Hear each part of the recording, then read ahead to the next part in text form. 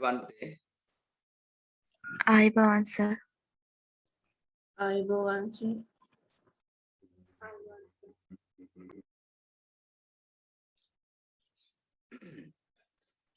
හොඳයි ටියුට් එකේ පෙරලා ගන්නකො 42 පිටුව ජෛව ගෝලයේ තිරසාර සංවර්ධනය හා පරිසර කළමනාකරණය කියන කොටස.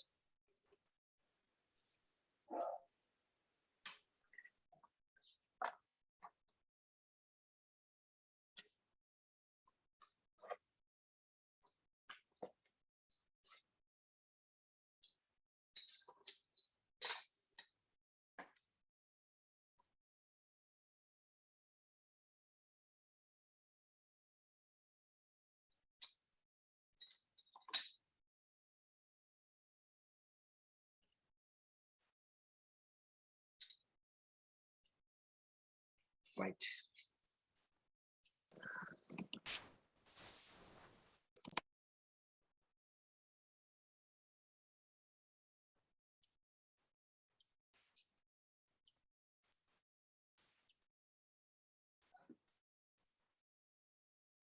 මීට ඉහත පාඩම්වලදී ඔබ පාරිසරික සමතුලිතතාව පිළිබඳවත් පාරිසරික සමතුලිතතාව බිඳ වැටීමට බලපාන හේතු පිළිබඳවත් පාරිසරික සමතුලිතතාව බිඳ වැටීම නිසා මිනිසා වර්තමානයේ මුහුණ දෙන ගැටලු පිළිබඳවත් අධ්‍යයනය කළ බව මතක ඇති. මෙම ගැටලු අවම කර ගැනීම සඳහා මිනිසා විවිධ පරිසර සංරක්ෂණ උපාය මාර්ග අනුගමනය කිරීමට වර්තමානයේ පෙළඹී තිබෙනවා. එහිදී තිරසාර සංවර්ධනය සහ පරිසර කළමනාකරණය යන වදන් ඔබට රූපවාහිනී, ගුවන් විදුලි, පුවත්පත් ආදිය මගින් නිරන්තරයෙන් අසන්නට ලැබෙනවා ඇති. පරිසරයේ තුල්‍යතාව ආරක්ෂා කරමින් සහ අනාගත පරපුරට භාවිත කළ හැකි වන පරිදි ස්වාභාවික සම්පත් නැනවත් ලෙස භාවිත කිරීම තිරසාර සංවර්ධනය යන්නෙන් අදහස් වෙනවා. මම හිතන්නේ අපි ගොඩක් වෙලාවට රූපවාහිනියෙන් වෙන්න පුළුවන් පුවත්පත් වලින් ඔය වචන අහනවා. මේ දවස්වල පරිසර කළමනාකරණය සම්බන්ධව ගොඩාක් දේවල් කතා කරනවා. තිරසාර සංවර්ධනය සම්බන්ධව. එතකොට මේ තිරසාර සංවර්ධනය කියන්නේ මොකක්ද කියලා සමහරු ඇත්තටම දන්නෙත් නැතුව තමයි ඉතින් ඔවා කියන්නේ. නේද? එතකොට බලන්න මේ අර්ධැක්වීම ලියුණාද කියලා. පරිසරයේ තුල්‍යතාවය ආරක්ෂා කර ගැනීම. කියන්නේ පරිසරයේ සමතුලිතතාවය ආරක්ෂා කරමින් අනාගත පරපුරට භාවිතා කළ හැකි වන පරිදි ස්වභාවික සම්පත් නැනවත් ලෙස භාවිතා කිරීම. ඔන්නෝක තමයි තිරසාර සංවර්ධනය කියලා කියන්නේ. ඔය අර්ධැක්වීම highlight කරගන්න. ඕක නිකන් ඍජු ප්‍රශ්නයක්නේ. ඕක කෙලින්ම විභාගයට අපිට දෙන්න පුළුවන් ඍජු ප්‍රශ්නයක්. ඒ කියන්නේ පළවෙනි ව්‍යුහගත ප්‍රශ්නෙට ගොඩක් වෙලාවට අපිට ලැබෙන ඍජු ප්‍රශ්නයක් විදිහට තමයි ඕක ලැබෙන්නේ. හරි තිරසාර සංවර්ධනය ඊළඟ පරිසර කළමනාකරණය අර්ධැක්වීම දෙක හොඳට පාඩම් කරලා තියාගන්න වෙනවා. මිනිසා තම පරිභෝජනය සඳහා ස්වාභාවික සම්පත් භාවිත කිරීමේදී පරිසරයට හානිදායක නොවන අයුරින් ප්‍රශස්ත මට්ටමක පවත්වා ගැනීම සඳහා සැලසුම් කිරීම පරිසර කළමනාකරණය ලෙස හැඳින්වෙනවා. පරිසර කළමනාකරණය අර්ධැක්වීම අපේ දෙවෙනි ප්‍රශ්නෙන් අහන්නේ 42 පිටුවේ. ඒතර ඒ අර්ධැක්වීමත් highlight කරගන්න. මිනිසා තම පරිභෝජනය සඳහා ස්වභාවික සම්පත් භාවිතා කිරීමේදී පරිසරයට හානිදායක නොවන අයුරින් ප්‍රශස්ත මට්ටමක පවත්වා ගැනීම සඳහා සැලසුම් කිරීම.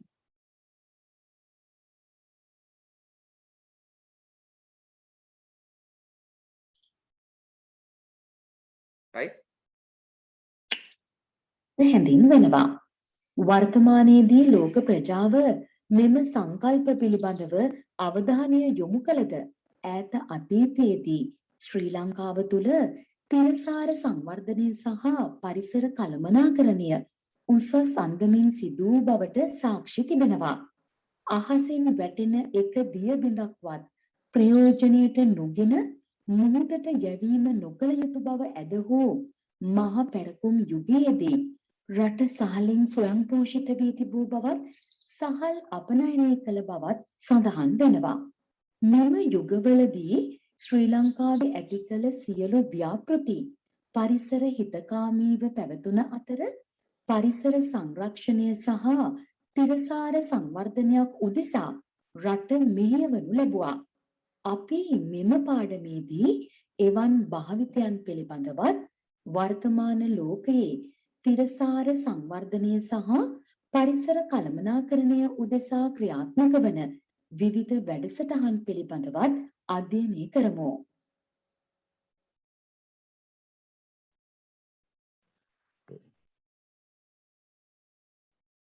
හොඳයි. තුන්වෙනි ප්‍රශ්නේ තිරසාර සංවර්ධනය සඳහා අනුගමනය කළ යුතු ක්‍රියාමාර්ග මොනවාද කියලා අහලා තියෙනවා. ඔන්න ඔය ක්‍රියාමාර්ග ටික තමයි අපි මෙතෙන් සිට කතා කරන්න යන්නේ. මොනවාද මේ ක්‍රියාමාර්ග? බලන්න මේ ටික ලියුණාද කියලා. එකක් තමයි නැවත වන වගාව කිරීම. නේද? නැවත වන වගා කිරීම. ඊළාට පාරම්පරික දැනුම හා තාක්ෂණික භාවිතය. පාරම්පරික දැනුම හා තාක්ෂණයේ භාවිතය. ඊළඟ කාබන් පිය සටහන හා ආහාර සැතපුම අවම කිරීම. මෙතෙන් ඉස්සර අපි කතා කරන්න යන්නේ ඒවා හොඳේ. අපද්‍රව්‍ය කළමනාකරණය. ශක්ති කළමනාකරණය. ඔය ටික තමයි අපි මෙතෙන් සිට කතා කරන්න යන්නේ. රයිට්? නැවත වනවගා කිරීම, පාරම්පරික දැනුම සහ තාක්ෂණීය භාවිතය, කාබන් පිය සටහන් සහ ආහාර සැතපුම අවම කිරීම, අපද්‍රව්‍ය කළමනාකරණය, ඊළඟ ශක්ති කළමනාකරණය.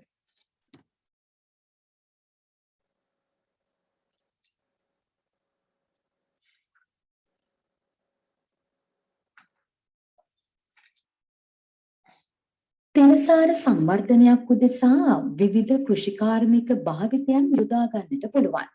ඒක වගාව වෙනුවට බහු වගාව යොදා ගැනීම, ජෛව පලිබෝධ පාලනය සහ කාබනික පොහොර භාවිතය එවන් තිරසාර කෘෂිකාර්මික භාවිත කීපයක් ලෙස දක්වන්නට පුළුවන්. එක් එක් භාවිතය පිළිබඳව අධ්‍යයනය කිරීම සඳහා අදාළ විෂයපතය තෝරා ගන්න. මහා පරිමාණයෙන් තනිභෝග වගා කිරීම වෙනුවට ස්වාභාවික පරිසරයේ ඇති විවිධත්වය අනුකරණය කරමින් එකම භූමියක් තුළ වෙනස් භෝග වර්ග වගා කිරීම බහුභෝග වගාව ලෙස හැඳින්වෙනවා. දැන් බලන්න මෙතන බහුභෝග වගාව කියන්නේ මොකක්ද කියලා ලියුණාද කියලා. මහා පරිමාණ තනිභෝග වගා කිරීම වෙනුවට, ඒ කියන්නේ මහා පරිමාණ තනිභෝග වගා කරනවා කියන්නේ අපි තේ වත්තක්, රබර් වත්තක්, පොල් වත්තක් ඒ වගේ වෙනුවට ස්වභාවික පරිසරයේ ඇති විවිධත්වය අනුකරණය කරමින්, ඒ කියන්නේ දැන් වනාන්තරයක විවිධ ශාක වර්ග තියෙනවානේ නේද? ඒ වගේ අන්න ඒක අනුකරණය කරමින් එකම භූමියක් තුල වෙනස් භෝග වර්ග වගා කිරීම. ඒක භූමිය තුල අපි වගා කරන්නේ අපිට ප්‍රයෝජනවත් ශාක විතරයි. ඒ කියන්නේ අපිට ඵලදාව ලබා ගන්න පුළුවන් ශාක විතරක් වගා කරනවා. ඒක තමයි බහුභෝග වගාව කියන්නේ. ඒක ගොඩක් හොඳ ක්‍රමයක් විදිහට සලකනවා. හේතුව දැන් ඒක භෝග වගාවකදී, තනි භෝග වගාවකදී අපි හිතමුකෝ කුඹුරක් කියලා. එතකොට මේ බී වලට වැළඳෙන යම්කිසි රෝගයක් ඉතා ශීඝ්‍රයෙන් පැතිරිලා ගිහින් සමහරට මුළු වගාවම විනාශ වෙලා යන්න පුළුවන්. දැන් මම දැක්ක ඊයේ සමහර ඔය ප්‍රවෘත්ති වල ප්‍රකාශ කරනවා සමහර භෝග වගාව සම්පූර්ණ විනාශ වෙනවා. හේතුව යම් යම් පලිබෝධ හානි නිසා. ඒක භෝග වගාවේ තියෙන ප්‍රශ්නේ ඔන්න ඕකයි. එතකොට දැන් බහුභෝග වගාවේ පලිබෝධකයෝ නැද්ද? පලිබෝධකයෝ ඉන්නවා. හැබැයි ඒ පලිබෝධකයෝ වෙනත් ශාක වර්ගවල ඉන්න සතුන්ගෙන් පාලනය වෙනවා. අර අසීමිතව බෝවීමක් වෙන්නේ නැහැ. දැන් වනාන්තරයක පලිබෝධකයෝ නැද්ද? ඕන තරම් ඉන්නවනේ. නමුත් වනාන්තරයකට ගිහින් කවුරුත් මේ පලිබෝධනාශක ගිහින් යන්නේ නැහැ. හේතුව වෙන ගස්වල ඉන්න සතුන්ගෙන් ඒවා පාලනය වෙනවා. සමතුලිත වෙලා තියෙන්නේ. ඒ නිසා එහෙම ශාක වලට විශාල හානි සිද්ධ වෙන්නේ නැහැ. ඉතින් මේ බහුභෝග වගාවෙත් අන්න ඒ ක්‍රමය තමයි අනුකරණය කරන්නේ. දැන් අපේ හොඳම උදාහරණය අපේ ගෙවත්ත ගත්තාම නේද? ගෙවත්තේ ඔයාලගේ ගෙවත්තේ සමහර භෝග වර්ග කිහිපයක් වගා කරලා ඇති. නේද? භෝග වර්ග කිහිපයක් වගා කරලා ඇති. මඤ්ඤොක්ක වෙන්න පුළුවන්, ගොටුකොළ වෙන්න පුළුවන් නේද? එක එක මිරිස් හරි මෑ වෙන්න පුළුවන් මොන හරි ඒ වත්තේ වගා කරලා තියෙනවා. ඒතකොට ඒක බහුභෝග වගාවක්. ඒ වගා ක්‍රමය තමයි හිතකරයි කියලා කියන්නේ. හරි? ඒතකොට මේ අත්දැකීම එතන ලියවිලා තියෙන්න ඕන. වෙනවා. ඒක වගාවකට උදාහරණයක් ලෙස කුඹුරු යායක් දක්වන්නට පුළුවන්. බහුභෝග වගාවකට උදාහරණ ලෙස ගෙවත්ත සහ හේන දක්වන්නට පුළුවන්. දැන් අපි ඒක උදාහරණ ටිකක් එතන ලියාගත්තොත් හොඳයි. ඒක වගාවකට උදාහරණයක් කුඹුරු යායක්, තේ වත්තක්, රබර් වත්තක්, පොල් වත්තක් ඒවා අපිට ගන්න පුළුවන්. ඒක වගාවකට උදාහරණ. ඒකත් ලියන්න උදාහරණ වලට. බහුභෝග වගාවකට උදාහරණත් ලියාගන්න. ගෙවත්ත, හේනත් ඒ වගේනේ.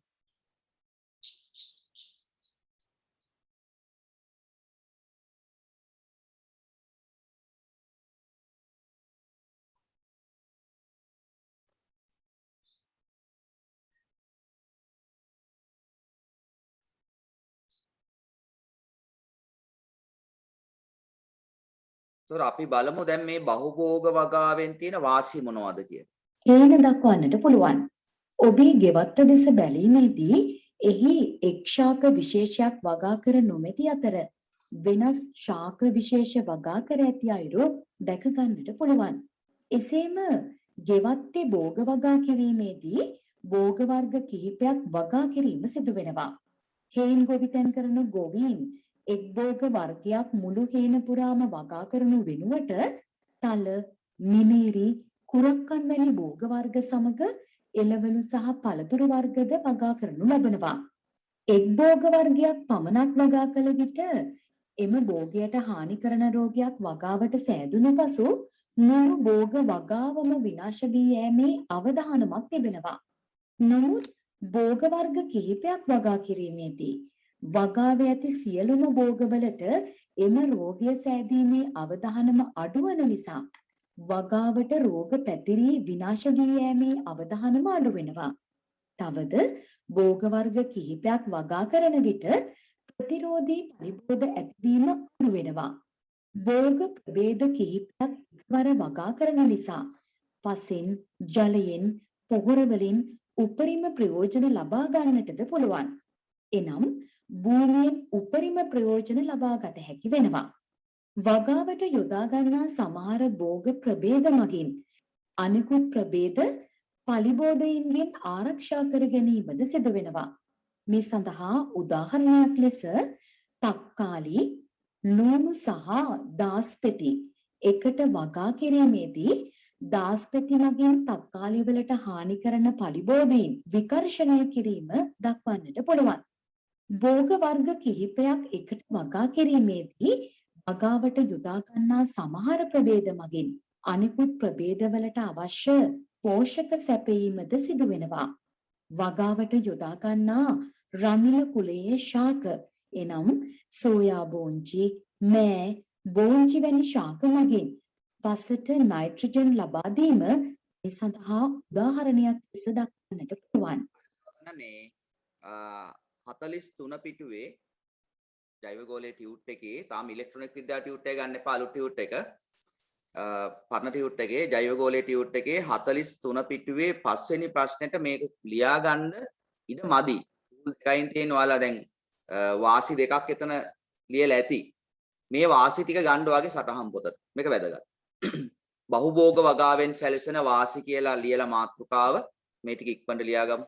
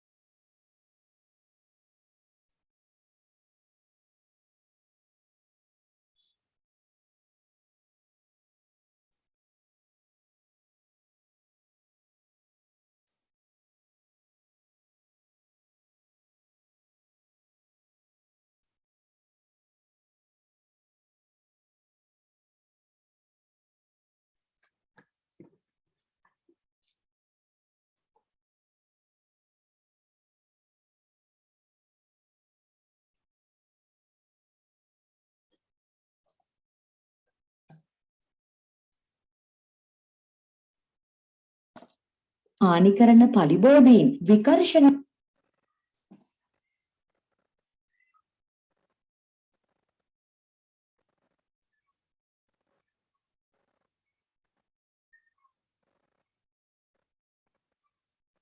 දැන් ඊයේ මම නිවුස් වලට දැක්කා මේ කැරට් වගාවක.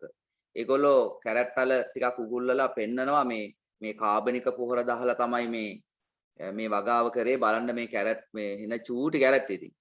මේවා දැන් ආර්ථික මධ්‍යස්ථානයට ගෙනිච්චාම ආපහු ඒගොල්ලෝ මේවා රිටර්න් කරනවා. එතකොට මම හරක්ට තමයි කණ්ඩ වෙන්නේ කියන කතාව. මම එක දවසක් ඔයාලට කිව්වා ඕක ඔය වගේ දේවල් අපිට තව ඉස්සරහට අහන්න ලැබෙයි. දැන් මොකද හේතුව මේ කාබනික පොහොර භාවිතා කරලා ක්ෂණික ප්‍රතිඵල ලබා ගන්න බෑ. මොකද මේ මැරිච්ච පසක්නේ දැන් ඔය කැරට් වගා කරපු දැන් මේ මිනිස්සයා පෙන්නපු බිම ගත්තාම ඇත්තටම රසායනික පොහොර දාලා මරපු පසක් ඔය තියෙන්නේ. ඔය මරපු පසක ක්ෂණිකව කාබනික පොහොර එකපාරම දැම්මා කියලා එකපාරින් දෙකෙන් ඔය අස්වැන්න සරු කරගන්න බෑ. දැන් මේ මිනිස්සුන්ට ඒක අවබෝධ නැහැ. මේ මිනිස්සු බලන්නේ මේ ක්ෂණික දේවල්. දැන් ඒකෙන් ඒගොල්ලෝ විරෝධය පානවා. දැන් අපිට මේ පොහොර රසායනික පොහොර ලබා දෙන්න කියලා. ඉතින් ඒක මම කියන්නේ ඒකයි සෑහෙන ලොකු අපි කියමු කට්ටක් කණ්ඩ වෙනවා මේකෙන්. අන්තිම ඒකයි. අස්වැන්න තව ඉස්සරහට තව බහුලව වලට නිවුස් වලට බලා ගන්න පුළුවන් වෙයි. මිනිස්සු මැසිවිලි නගන හැටි. අපේ මේ කාබනික පොහොර අපි භාවිතා කරලා වගා කරලා තියෙන්නේ. හැබැයි අපේ අස්වැන්න නැහැ. මේ බලන්න අස්වැන්න මෙච්චරයි තියෙන්නේ. මේ බලන්න මේවා වැඩිලා නැහැ. කී පෙන්නයි. හරි? ඉතින් දීර්ඝ කාලීනව යහපතක් උදෙසා ඒ වගේ කන්න කිහිපයක් දුක් විඳින්න වෙනවා මිනිස්සුන්ට. හැබැයි ප්‍රතිඵලය අනාගතේ ඊටමත් සුබදායි වෙන්න පුළුවන්. මේක ඉවසගෙන නේද අවුරුද්දක් හමාරක් මේක මෙහෙම ගියොත්. ඒ වෙනකන් ඉදීද කියලා ඉතින් ඔන්න පොඩි සැකයක් තියෙනවා. නේද? එතකොට දේශපාලඥයෝ බලන්නේ ඊළඟ ඡන්දෙදී තමාගේ ඡන්දෙ කොට වැඩි කර ගන්නනේ. එතකොට මේගොල්ලෝ තරහ කරගන්නත් බෑ. නේද? එතකොට දේශපාලඥයන්ට ලොකු උමනාවක් නැහැ රට සංවර්ධනය කරන්න. එතකොට ඒගොල්ලෝ බලන්නේ ඊළඟ ඡන්දෙදී දිනලා ආපහු පාර්ලිමේන්තුවට යන්න. එතකොට ඒගොල්ලෝ කරන්නේ දැන් ගොවියන්ගේ මේ වගේ විරෝධතා එන්න මතුවෙන ප්‍රමාණය වැඩි වෙන්න දැන් අහල පහල දැන් මේ ඡන්දයක් නැති හින්දා ඉවසගෙන ඉන්නවා කට්ටිය. ඡන්දෙ ලඟුන ගමන් බලන්න ආපහු රසායනික පොහොර ගෙන්නයි. ඊට පස්සේ මිනිස්සු උද්ඝෝෂණ නවත්තයි. ගොවියෝ. ඉතින් ඕක තමයි වෙන්නේ මේ රටේ. ඉතින් ඕක ක්‍රියාත්මක කරන්න බැරි දෙයක් නෙමේ පුළුවන්. නමුත් දේශපාලන අධිකාරය අපේ ඉතින් එහෙම ප්‍රශ්නයක් තියෙනවා නේද? ඔය ඉතින් කතා කරන්න ගියොත් ඉතින් වැඩක් නැහැ. කතා කරලා වැඩකුත් නැහැ ඉතින්. අද පුතේ තව ටිකක් තියෙනවා එහා පැත්තේ ලියාගන්න. මම යවන්නද ඒක? සර් ටිකක් ඉන්න. මේ උදාහරණයක් ලියාගන්න. දැන් මේ බලන්න භෝග වගාවේ පලිබෝධකයන්ගෙන් ආරක්ෂා කරන්න තව භෝගයක් වගා කරලා තියෙනවානේ. දැන් මේ බලන්න තක්කාලි ලූණු සහ මේ දාස් පෙති එකට වගා කරනවා. මේ දාස් පෙතිය මල් වල තියෙන අර ගන්ධය නිසා සත්තු ගොඩක් ලං වෙන්නේ නැහැ. ඉතින් ඇත්තටම දැන් වගාවක් කරද්දී දාස් පෙතිය මලුත් වගා කරලා තියෙනවා. රයිට්? ඉතින් ඒ වගේ මේ උපක්‍රම මේ යොදන්න පුළුවන් අපිට මේ පලිබෝධනාශකම භාවිතා කරන්න අවශ්‍ය නැහැ. පරිසරයේම තියෙන දේවල් පලිබෝධනාශක විදියට භාවිතා කරන්න පුළුවන්.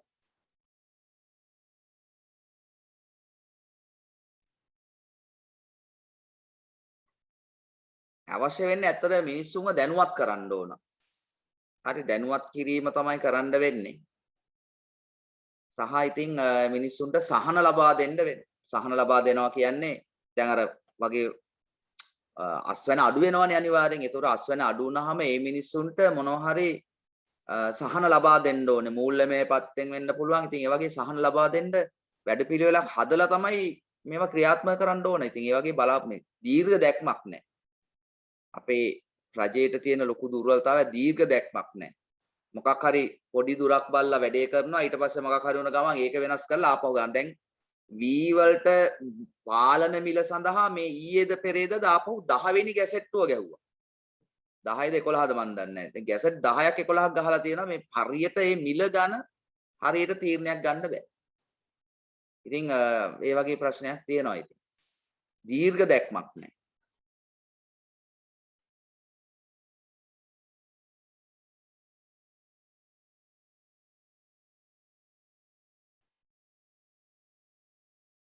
හරිද පුතේ? හරි සර්. හරි. ඔය ටිකත් ගමු. මහා පරිමාණයෙන් තනි භෝග වගා පුළුවන්. ඔය ටික ගන්න.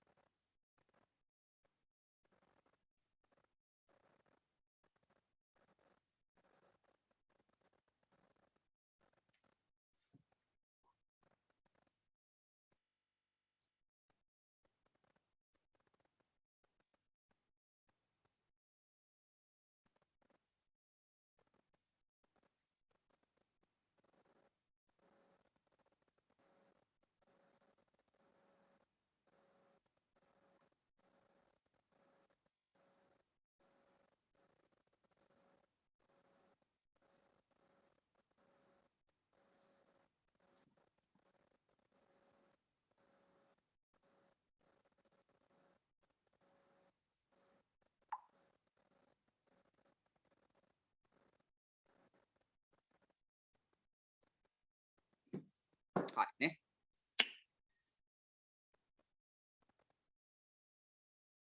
භෝග වගාවන්ට ආර්ථික වශයෙන් බලපානු ලබන හානි ගෙන දෙන ජීවීන් පලිබෝධීන් ලෙස හැඳින්වෙනවා. පලිබෝධීන් විනාශ කිරීම සඳහා රසායනික පලිබෝධනාශක භාවිත කිරීමෙන් අධිකව පරිසර දූෂණය සිදු වෙනවා. එනිසා ජෛව පලිබෝධ පාලනය මේ සඳහා විකල්පයක් ලෙස යොදා ගන්නට පුළුවන්. පලිබෝධීන් විනාශ කිරීම සඳහා වගාවට හානි නොකරන වෙනත් ශාකයක් සත්වයෙක් හෝ ශුද්‍ර ජීවියෙකු යොදා ගැනීම ජෛව පලිබෝධ පාලනය ලෙස හැඳින්වෙනවා. බණ්ඩේ අර්ථ දැක්වීම. ඔය අර්ථ දැක්වීම නම් පුතේ කටපාඩමින් තියාගන්න වෙනවා. හේතුව ඒවා ඍජු ප්‍රශ්නනේ. දැන් අර්ථ දැක්වීම කියන්නේ ඍජු ප්‍රශ්න. ඒවා ඒතොර කල්පනා කර කර කාලය ගත කරන්න ප්‍රශ්න නෙමෙයි. ඒවා ෂණිකව ඇහුවද ෂණිකව උත්තරේ ලියලා කාලය ඉතුරු කරගන්න ඕන. ඒ නිසා මොකද දැන් ගානක් හදනවා වගේ නෙමෙයි නේද? ඒතකොට මේ අර්ථ දැක්වීම කටපාඩමින් තියාගන්න ඕන. ඒකයි මම අර ගොඩක් ඒවා දැන් හයිලයිට් කරගන්න එහෙම කියන්නේ. හරි මම මේ කල්ැතුව මේ පාඩම කළෙත් ඒකනේ. කල්ැතුව මේ පාඩම කළෙත් අවසාන මොහොතේ කරන්නේ නැතුව ඒතකොට කල්ැතුව මේ කටපාඩම් කරන දේවල් පාඩම් කරලා මේවා මතක තියාගන්න. මේ පාඩමේ ගොඩාක් තියෙනවාට මතක තියාගන්න. මේ පාඩම ඇවිල්ලා මම පේපර් ක්ලාස් එකෙත් කතා කරා මේ පළවෙනි විභවගත ප්‍රශ්නයට නෙමේ අපි ලෑස්ති වෙන්නේ. පළවෙනි විභවගත ප්‍රශ්නේ. එන්නේ ජෛව ගෝලයෙන් ප්‍රශ්නේ. විද්‍යාවේ ක්‍රියාවලිය සහ ජෛව ගෝලය. ඒතකොට මේ අර්ථ දැක්වීම කෙලින්ම ඍජු ප්‍රශ්න විදියට ලැබෙනවා. ඒතකොට මේ ජෛව පලිබෝධ පාලන. බලන්න මේ අර්ථ දැක්වීම ලියුණාද කියලා ඊළඟට 6 වෙනි ප්‍රශ්නෙට. පලිබෝධකයන් විනාශ කිරීම සඳහා වගාවට හානි නොකරන වෙනත් ශාකයක් සත්වයෙක් හෝ ශුද්‍ර ජීවියෙකු යොදා ගැනීම. ඒ කියන්නේ කෙටියෙම කියනවා නම් ජීවියෙක් විනාශ කරන්න තවත් ජීවියෙක් යොදා ගැනීම. ජීවියෙක් විනාශ කිරීමට තවත් ජීවියෙක් යොදා ගැනීම. ඒ ජීවියා විනාශ කරන්න පලිබෝධකයව විනාශ කරන්න රසායනික ද්‍රව්‍ය භාවිතා කරන්නේ නැහැ. තවත් ජීවියෙක්ම තමයි යොදාගන්නේ. හරි? ජීවියෙකු යොදා ගැනීම ජෛව පලිබෝධ පාලනය ලෙස හැඳින්වෙනවා. එනම් ජෛව පලිබෝධ පාලනයේදී සිදුවන්නේ පලිබෝධ කෘමීන්ගේ ස්වාභාවික සතුරන් උපයෝගී කරගෙන පලිබෝධයෙන් මර්ධනය කිරීමයි. ජෛව පලිබෝධ පාලනය යොදා ගන්නා අවස්ථා කිහිපයක් දැන් අපි සලකා බලමු. පොල්කොළ කුහර කුරුමිනියා විසින් රතු පොල් කුරුමිනියාගේ කීටයා මත බිත්තර දැමීම සිදු වෙනවා. ඉන්පසු එම බිත්තර පුපුරා පැමිණෙන කීටයන් විසින් රතු පොල් කුරුමිනියාගේ කීටයන් කා දැමීම සිදු වෙනවා. එමගින් රතු පොල් කුරුමිනියාගේ ගහණය පාලනය කරන්නට පුළුවන්. බැසිලස් තුරින්ජියන්සිස් නම් පාංශු බැක්ටීරියා මගින් නිපදවන ප්‍රෝටීන ලෙපිඩොප්ටෙරා කෘමි කීටයන් ගණනාවක් සඳහා විෂදායක වෙනවා. ඒවා අධිග්‍රහණය කළ විට කෘමි කීටයින්ගේ ආහාර මාර්ගයේ පටක විනාශ වී කෘමි කීටයින් මිය යනවා. බලන්න මේ උදාහරණ කීපයක් අරන් තියෙනවා. දැන් වාගේ අච්චුපතේ තියෙනවා මෙන්න මේ වගේ උදාහරණයක්. පොල් වගාවේ ප්‍රධාන පලිබෝධකයෙකු පොල් පත්‍ර කනින්නා. ඔය පොල් කොළ කුහර කුරුමිනියා කියන එකනම තමයි. එයාගේ කීට පරිපෝෂිතයෙකු මගින් ඒ කියන්නේ කීට පරිපෝෂකයෙක් ඉන්නවා ඩිමෝකියා ජවනිකා කියලා. එයා මගින් සාර්ථකව පාලනය කරන්න පුළුවන්. ඉතින් ඒ වගේ දැන් තව ඉතත් උදාහරණයක් තමයි වතුරේ තියෙනවා දැන් සැල්වීනියා. සැල්වීනියා කියන ජලජ වල් පැලෑටිය. ඒක තමයි ජලජ වල් පැලෑටියක්. ඒක විනාශ කරා ගන්න සයිටෝබේක සැල්වීනිය කියන කෘමි පරපෝෂිතයව යොදා ගන්න. ඒ කෘමියා කරන්නේ සැල්වීනියා ගහේ මුල් ටික කාලා දාන. මුල් ටික කාලා දාපුවහම ගහ මැරෙනවා. එතකොට සැල්වීනියා දැන් ලොකු වසංගතයක් විදිහට සමහරට ජලාශවල පැතිරලා යන එකක් නේ සැල්වීනියා කියන්නේ. එතකොට ඒක විනාශ කරන්න මෙතනදී කෘමි පලිබෝධකයෝ ටිකක් දැමීම තමයි කරන්නේ.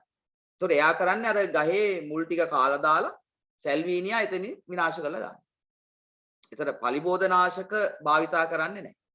ඒ වගේ දැන් මේ බැසිලස් තුරින්ජියන්සිස් කියන බැක්ටීරියා. මේ එයා බැක්ටීරියාව. මේ බැක්ටීරියාව මෙන්න මේ වගේ දුමාරයක් විදිහට මේක ස්ප්‍රේ කරනවා. ස්ප්‍රේ කරපුවාම දැන් විශේෂයෙන් ඉරිඟු වගාවක. ඉරිඟු වගාවක තියෙන ලොකු ප්‍රශ්නයක් මේ ගුල්ලෝ හානි කරනවා. හරි ගුල්ලන් හානි කරනවා. ඒතකොට ඒක වළක්වන්න මේ බැසිලස් තුරින්ජියන්සිස් වලින් නිපදවන මේ ප්‍රෝටීනයක් ඒ කීටයන්ව විනාශ කිරීමේ හැකියාවක් තියෙනවා. ඒ ගුල්ලන්ගේ කීට අවදිය. එතකොට ඒ ශරීරගත වුණාම උන් විනාශ වෙලා යනවා. එතකොට ඒ වගේ බැක්ටීරියාවක් මාර්ගෙන් ඒ ගුල්ලෝ මේ ලෙපිඩොප්ටෙරා කියන ඒ කීටයෙන් ගුල්ලන්ගේ කීට අවදි විනාශ කිරීම සිද්ධ වෙනවා. උදාහරණ කීපයක් ලියාගමු. දෙකක් ඔයාලා ලියලත් ඇති. මෙතනින් උදාහරණයකුත් ගන්න මේ බැසිලස් තුරින්ජියන්සිස් කියන එක ගන්න. බැසිලස් තුරින්ජියන්සිස් නම් බැක්ටීරියා මගින් නිපදවන විශ්සයිත ප්‍රෝටීන වලින් ලෙපිඩොප්ටෙරා කීටයින් විනාශ කිරීම. පැත්තෙන් හරි ලියාගන්නේ.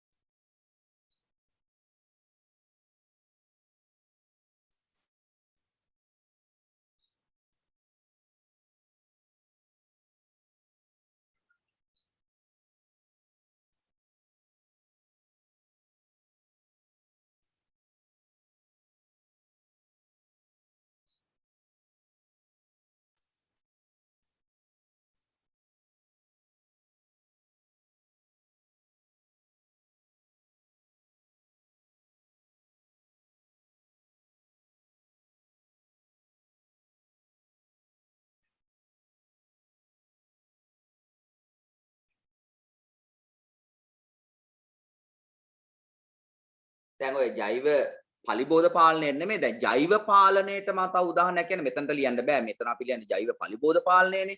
ජෛව පාලනයට උදාහරණයක් තමයි දැන් ඔයාලා අහලා තියෙනවනේ ඔය දැන් මදුරු කීටයෝ විනාශ කරන්න මාංශභක්ෂක මාළු දාන්නේ. ඔය තිත්තයා බුලත් හපයා වගේ මාළු දාන්නේ ජලාශ වලට. ඒ කියන්නේ දැන් මාළු අපි හිතමු මොකක් හරි ඔයාලා ගෙදර මොන හරි පොකුණක් තියෙනවා නම් ඕකේ සමහරට මදුරු කීටයෝ බෝ වෙන්න පුළුවන්. ඒතකොට අපිට මාළු ටිකක් දාපුවාම ප්‍රශ්නේ විසඳෙනවා.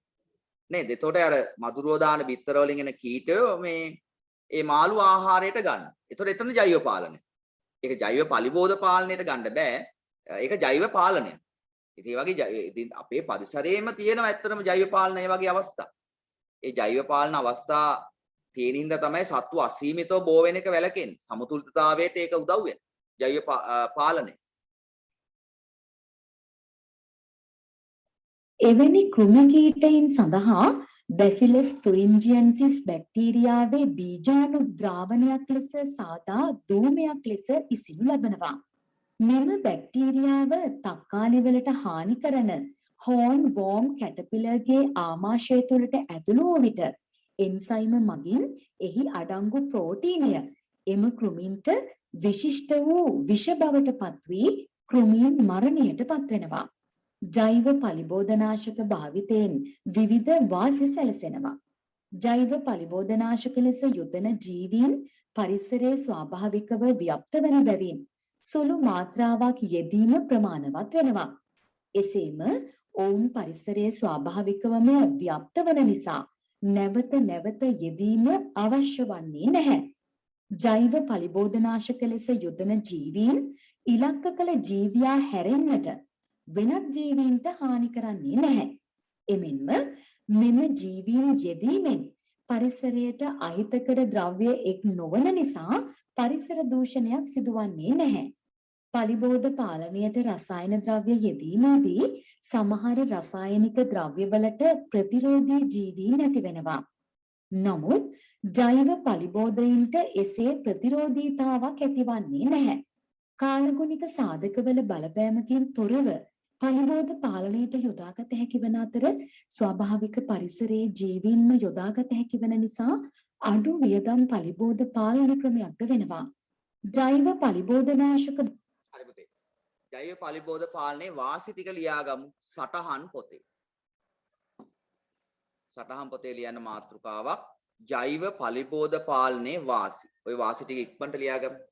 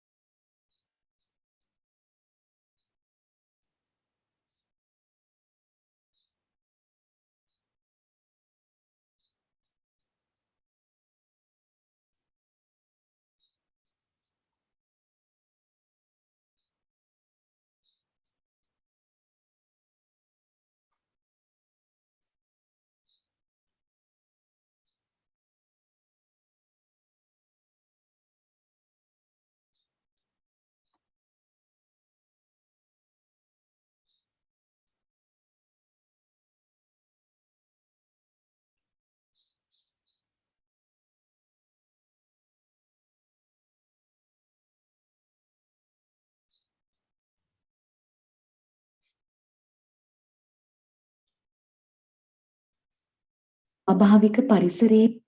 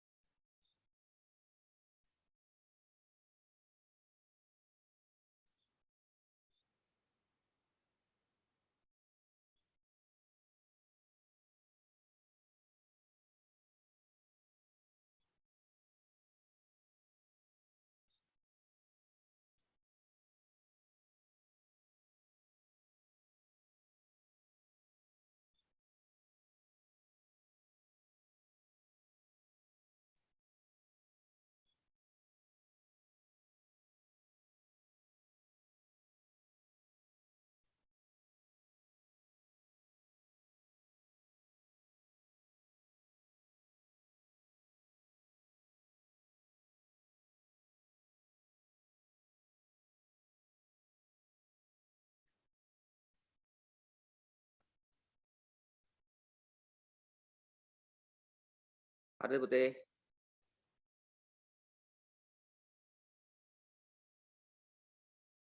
ඊළඟට ජෛව පලිබෝධ පාලනයේ අවාස්‍ය ටිකකුත් තියෙනවා ලියා ගන්න. දැන් ඇත්තට බලන්න රසායනික පලිබෝධ පාලනයේ පලිබෝධනාශක භාවිතා කරපුවාම අර ඉලක්ක කරන ජීවියා හැරත් වෙනත් අයත් මැරෙනවනේ. ඒක පරිසරයට ලොකු හානියක්. දැන් මෙතන එහෙම නෙමෙයි ඉලක්ක කරපු ජීවියාම තමයි විනාශ වෙන්නේ. දැන් පරිසර දූෂණයක් වෙන්නේ නැහැ.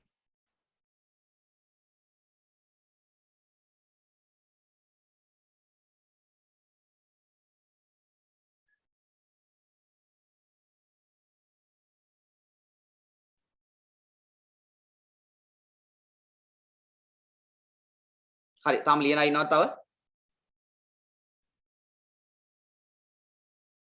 අඩු වියදම් පලිබෝධ පාලන ක්‍රමයක්ද වෙනවා. ජෛව පලිබෝධනාශක භාවිතයේ අවාසිද තිබෙනවා. ජෛව පලිබෝධනාශක භාවිත කිරීමේදී ප්‍රතිඵල ලබා දීමට රසායනික කෘමිනාශක වලට සාපේක්ෂව වැඩි කාලයක් ගත වෙන අතර භාවිතය සඳහා දීර්ඝකාලීන සැලසුම් තිබීමද අත්‍යවශ්‍ය වෙනවා. ජෛව පලිබෝධ පාලනය සඳහා උපයෝගී කරගත හැකි ජීවීන් සීමා සහිතයි. එමෙන්ම පලිබෝධ මර්ධන ක්‍රියාවලිය පූර්ණව සිදුවන්නේ නැහැ. එනිසා පලිබෝධ වසංගත අවස්ථාවල භාවිතය නිසි ප්‍රතිඵල ලබා දෙන්නේ නැහැ. තවද පලිබෝධ පාලනයට භාවිත කරන ජීවීන් ඔස්සේ වගාව වෙතට අහිතකර දිලීර බැක්ටීරියා ආදිය සංක්‍රමණය වීමටද ඉඩක් තිබෙනවා. ඒ වගේ අවාසිත් ඔන්න තියෙනවා. ඔය ටික ලියා ගමු. ජෛව පලිබෝධ පාලනයේ අවාසි. ක්ෂණික ප්‍රතිඵල ලැබෙන්නේ නැහැ ඉතින්. රසායනික පලිබෝධනාශක භාවිතා කරපු ගමන් ඉතින් ඒවා ගහපු ගාම උන් මැරලා යනවනේ. මේක ඉතින් මේ ජීවීන් දාපු ගමන්ම ඉතින් පාලනය වෙන්නේ නැහැ. මේ ඔක්කොම විනාශ වෙන්නේ නැහැ. හැම පලිබෝධකයක්ම විනාශ කරන්න ඒ වගේ ජීවීන් නැහැ. ඉතින් මේ වගේ ප්‍රශ්න තියෙනවා. අවාසි තියෙනවා.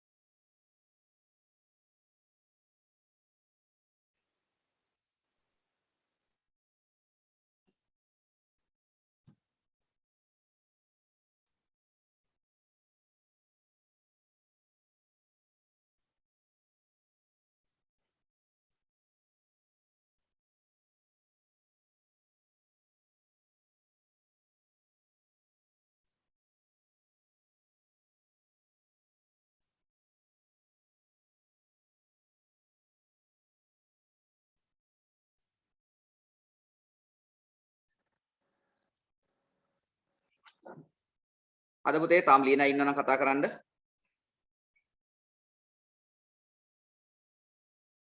හරි අපි යන්නේ නා. කාබනික පොහොර භාවිතයට ඔන්න. වගාවන්ට රසායනික පොහොර යෙදීම නිසා පරිසර දූෂණයද ඇතුළු විවිධාකාර ගැටලු රාශියක් ඇති වෙනවා. ඒ නිසා කාබනික පොහොර භාවිතය තිරසාර කෘෂිකර්මාන්තයක් ඇති කිරීම සඳහා හේතු වෙනවා.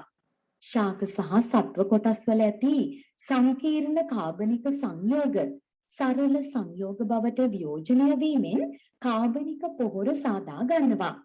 කාබනික පොහොර අනේ එතන භාවිත පුතේ මේ අර්ථ දැක්වීමට දැන් ඔතන කාබනික පොහොර යනු කුමක්ද කියලා මම අහලා තියෙනවානේ. ඒතර එතනවා ලියන්න ඕනේ ශාක හා සත්ව කොටස් වල ඇති සංකීර්ණ කාබනික සංයෝග සරල සංයෝග බවට වියෝජනය වී සෑදෙන පොහොර. සරල සංයෝග බවට වියෝජනය වී සෑදෙන පොහොර. කාබනික පොහොර ලෙස හැඳින්වේ. ශාක හා සත්ව කොටස් වල ඇති සංකීර්ණ කාබනික සංයෝග සරල සංයෝග බවට පත්කර සෑදෙන නැත්නම් සාදා ගන්නා පොහොර. එතනට උදාහරණයක් ලියා ගන්න කොම්පෝස්ට් පොහොර. උදාහරණයක් කොම්පෝස්ට් පොහොර. ගන්නවා.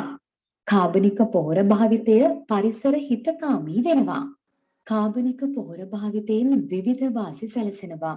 කාබනික පොහොර පාංශු ව්‍යුහය සහ සවිවර බව දියුණු කර පස තුළ සිදුවන විවිධ පාංශු ක්‍රියාවලි වේගවත් කිරීම සිදු කරනවා. තවද කාබනික පොහොර පරිසර හිතකාමී නිසා පරිසර දූෂණයක් සිදුවන්නේ නැහැ. කාබනික පොහොර පසේ pH අගය ප්‍රශස්ත මට්ටමක තබා ගැනීමටද දායක වෙනවා. කණජායන අවශෝෂණය කිරීමට නම් පසේ නියමිත pH පරාසයක් රඳවා ගත යුතුයි. එම නියමිත pH පරාසය රඳවා තබා ගැනීමට කාබනික පොහොර උපකාරී වෙනවා. කාබනික පොහොර මගින් khනිජ පෝෂක රඳවා තබා ගන්නා නිසා එම khනිජ පෝෂක පසෙන් සෝදා යෑම අඩු වෙනවා.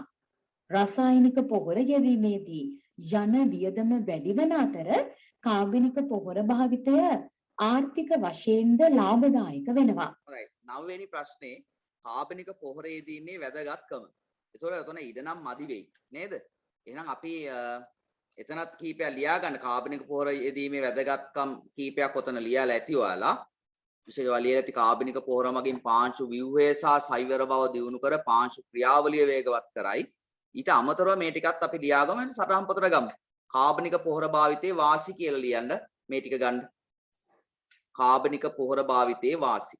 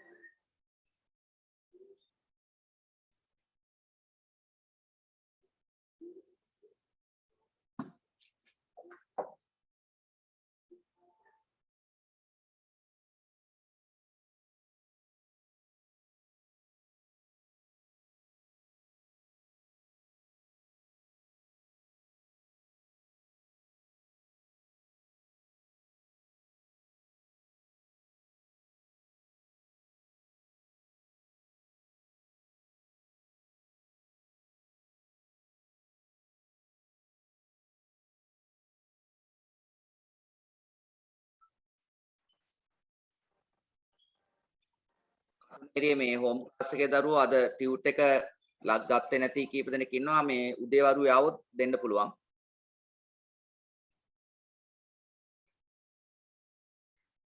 උදේදී පොඩක් කෝල් එකක් දාලා එන්න.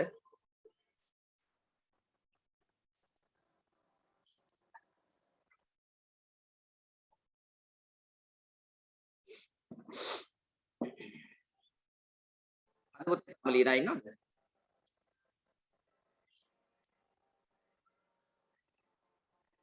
ඔව් සර්.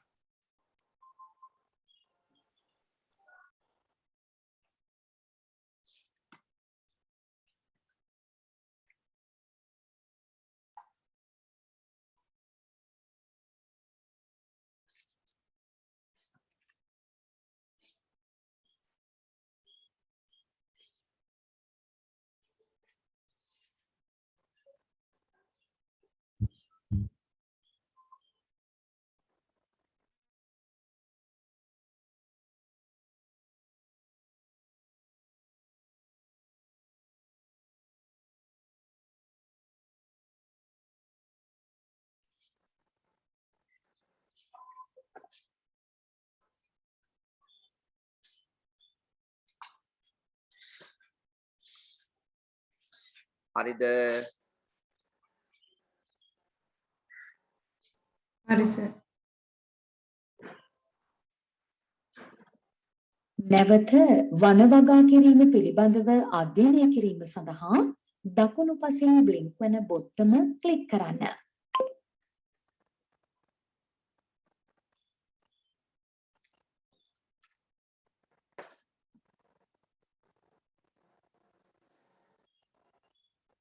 මිනිසා විසින් පරිභෝජනය සඳහා ස්වාභාවික සම්පත් භාවිත කිරීමේදී පරිසරයට හානිදායක නොවන අයුරින් ප්‍රශස්ත මට්ටමක පවත්වා ගැනීම සඳහා එනම් පරිසර සමතුලිතතාව රැක ගැනීම සඳහා පරිසරය කළමනාකරණය කිරීම අත්‍යවශ්‍ය වෙනවා. පරිසර සමතුලිතතාව රැක ගැනීම සඳහා වනාන්තර ඉතා විශාල කාර්යභාරයක් ඉටු කරනවා. ස්වාභාවික වනාන්තරයක් යනු ඉතා ස්ථායී පරිසර පද්ධතියක් වෙනවා. ජෛව ගෝලයේ පැවැත්මට වනාන්තර ඉතා වැදගත් මෙහෙයක් ඉටු කරනවා. නමුත් මිනිසා තමන්ට අවශ්‍ය ආකාරයට පරිසරය වෙනස් කිරීමේ ප්‍රතිඵලයක් ලෙස වනාන්තර වැස්ම ටිකෙන් ටික අඩුවීම සිදු වෙනවා. දැන් අපි වනාන්තර වැස්ම අඩුවීමට හේතු පිළිබඳව සලකා බලමු. විවිධ හේතු නිසා වනාන්තර හෙළි කරනවා. ජනගහනය වර්ධනය වීමත් සමග ඔවුන්ගේ විවිධ අවශ්‍යතා ඉටු කර ගැනීම සඳහා වනාන්තර හෙළි කරනවා.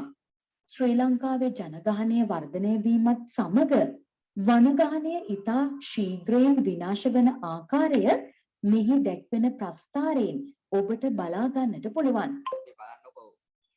1881 වසරේදී 80% පමණ වූ වනගහනය 2000 වසර වන විට 20% පමණ දක්වා අඩු වී ඇති ආකාරය මෙමගින් පැහැදිලි වෙනවා. හරි අපූර්ව ප්‍රස්තාරයක් නේද? දැන් බලන්නකෝ වනාන්තර ප්‍රමාණය එන්න අඩු වෙලා තියෙන හැටි. ජනගහනය වැඩිවීම අනුව නේද? වනාන්තර එන්න අඩු වේගන යනවා. බලන්න ලොකු හානිය සිද්ධ වෙන්නේ ඔන්න ඔතන. 1881 දී වනගහනයේ 80%ක් තිබිලා තියෙනවා. ඒක ලංකාවම කැලෑවක් වගේ වෙන්න ඇති.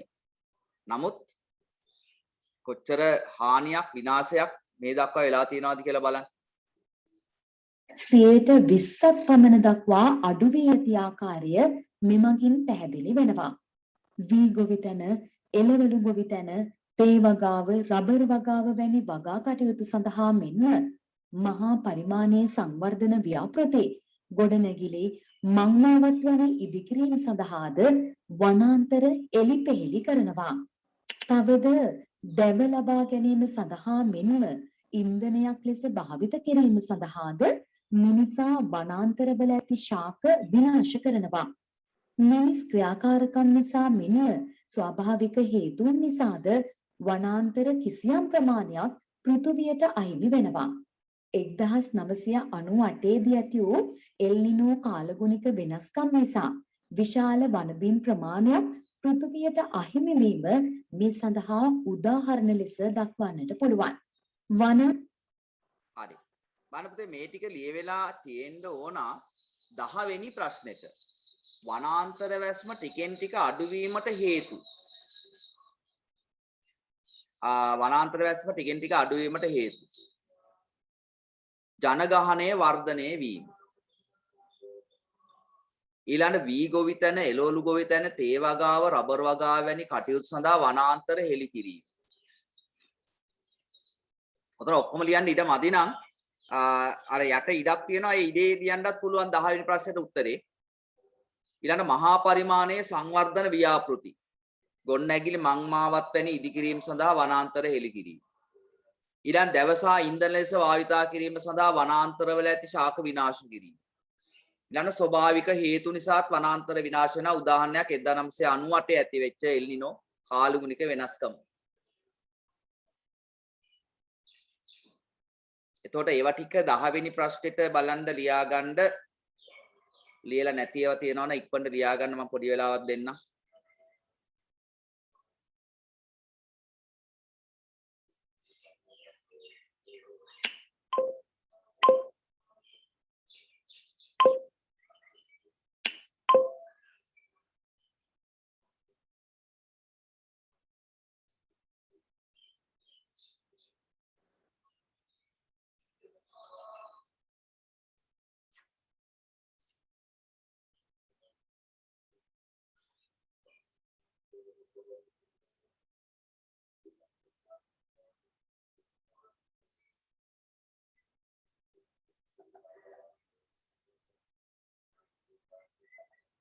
මේක ලියා ගන්න ඉන්න කට්ටිය ඉන්නවද පුතේ? තාම ලියන අය? සර් පොඩ්ඩක් ලියන්න කියන්න.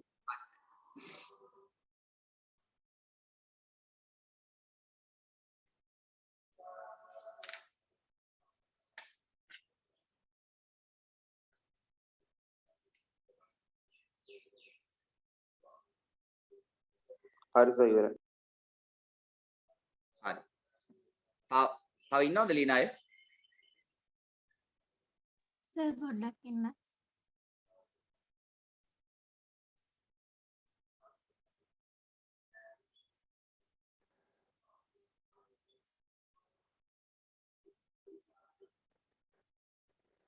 හරි සර්.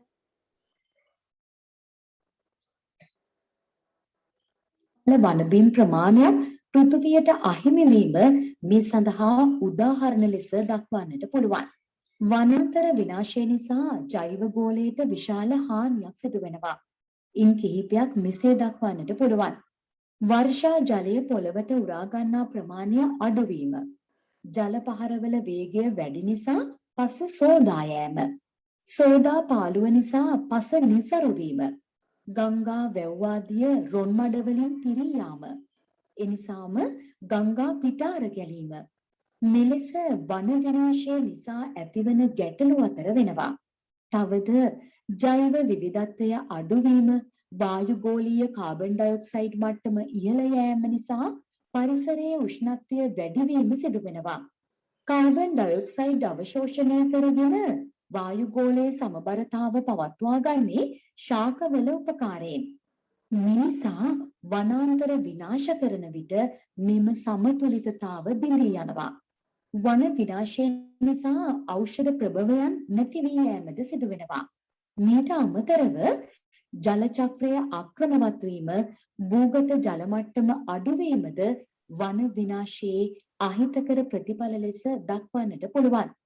ස්වාභාවික වනාන්තර වැස්ම අඩුවීම නිසා ඇති වී තිබෙන අහිතකර බලපෑම් වර්තමානයේ අපි අත්විඳිමින් සිටිනවා. මේ නිසා නැති වී ගිය පරිසර සමතුලිතතාව යලි ඇති කර ගැනීම සඳහා සුදුසු ප්‍රදේශවල වන වගාව නැවත සිදු කිරීම අත්‍යවශ්‍ය වෙනවා. right මෙන්න මේ ටික සටහන් පොතට ගන්න පුතේ. ස්වභාවික වනාන්තර වැස්ම අඩුවීම නිසා ඇති වෙන බලපෑම්. ওই ටික ගන්න වෙනවා. ස්වභාවික වනාන්තර වැස්ම අඩුවීම නිසා ඇති වෙන බලපෑම්. සටහන් පොතට ගන්න. ස්වභාවික වනාන්තර වැස්ම අඩුවීම නිසා ඇති වෙන බලපෑම්.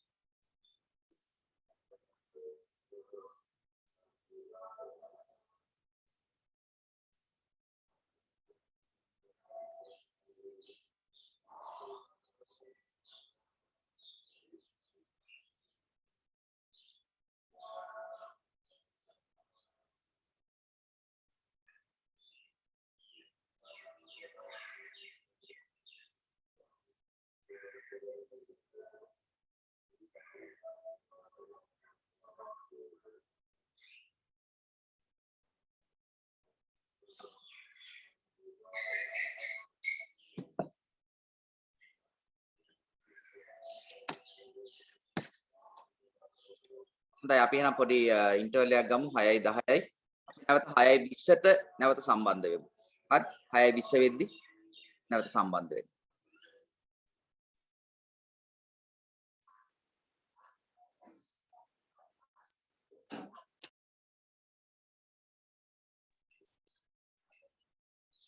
මොකද එහෙනම් ආයි අපි පටන් ගමු නේද?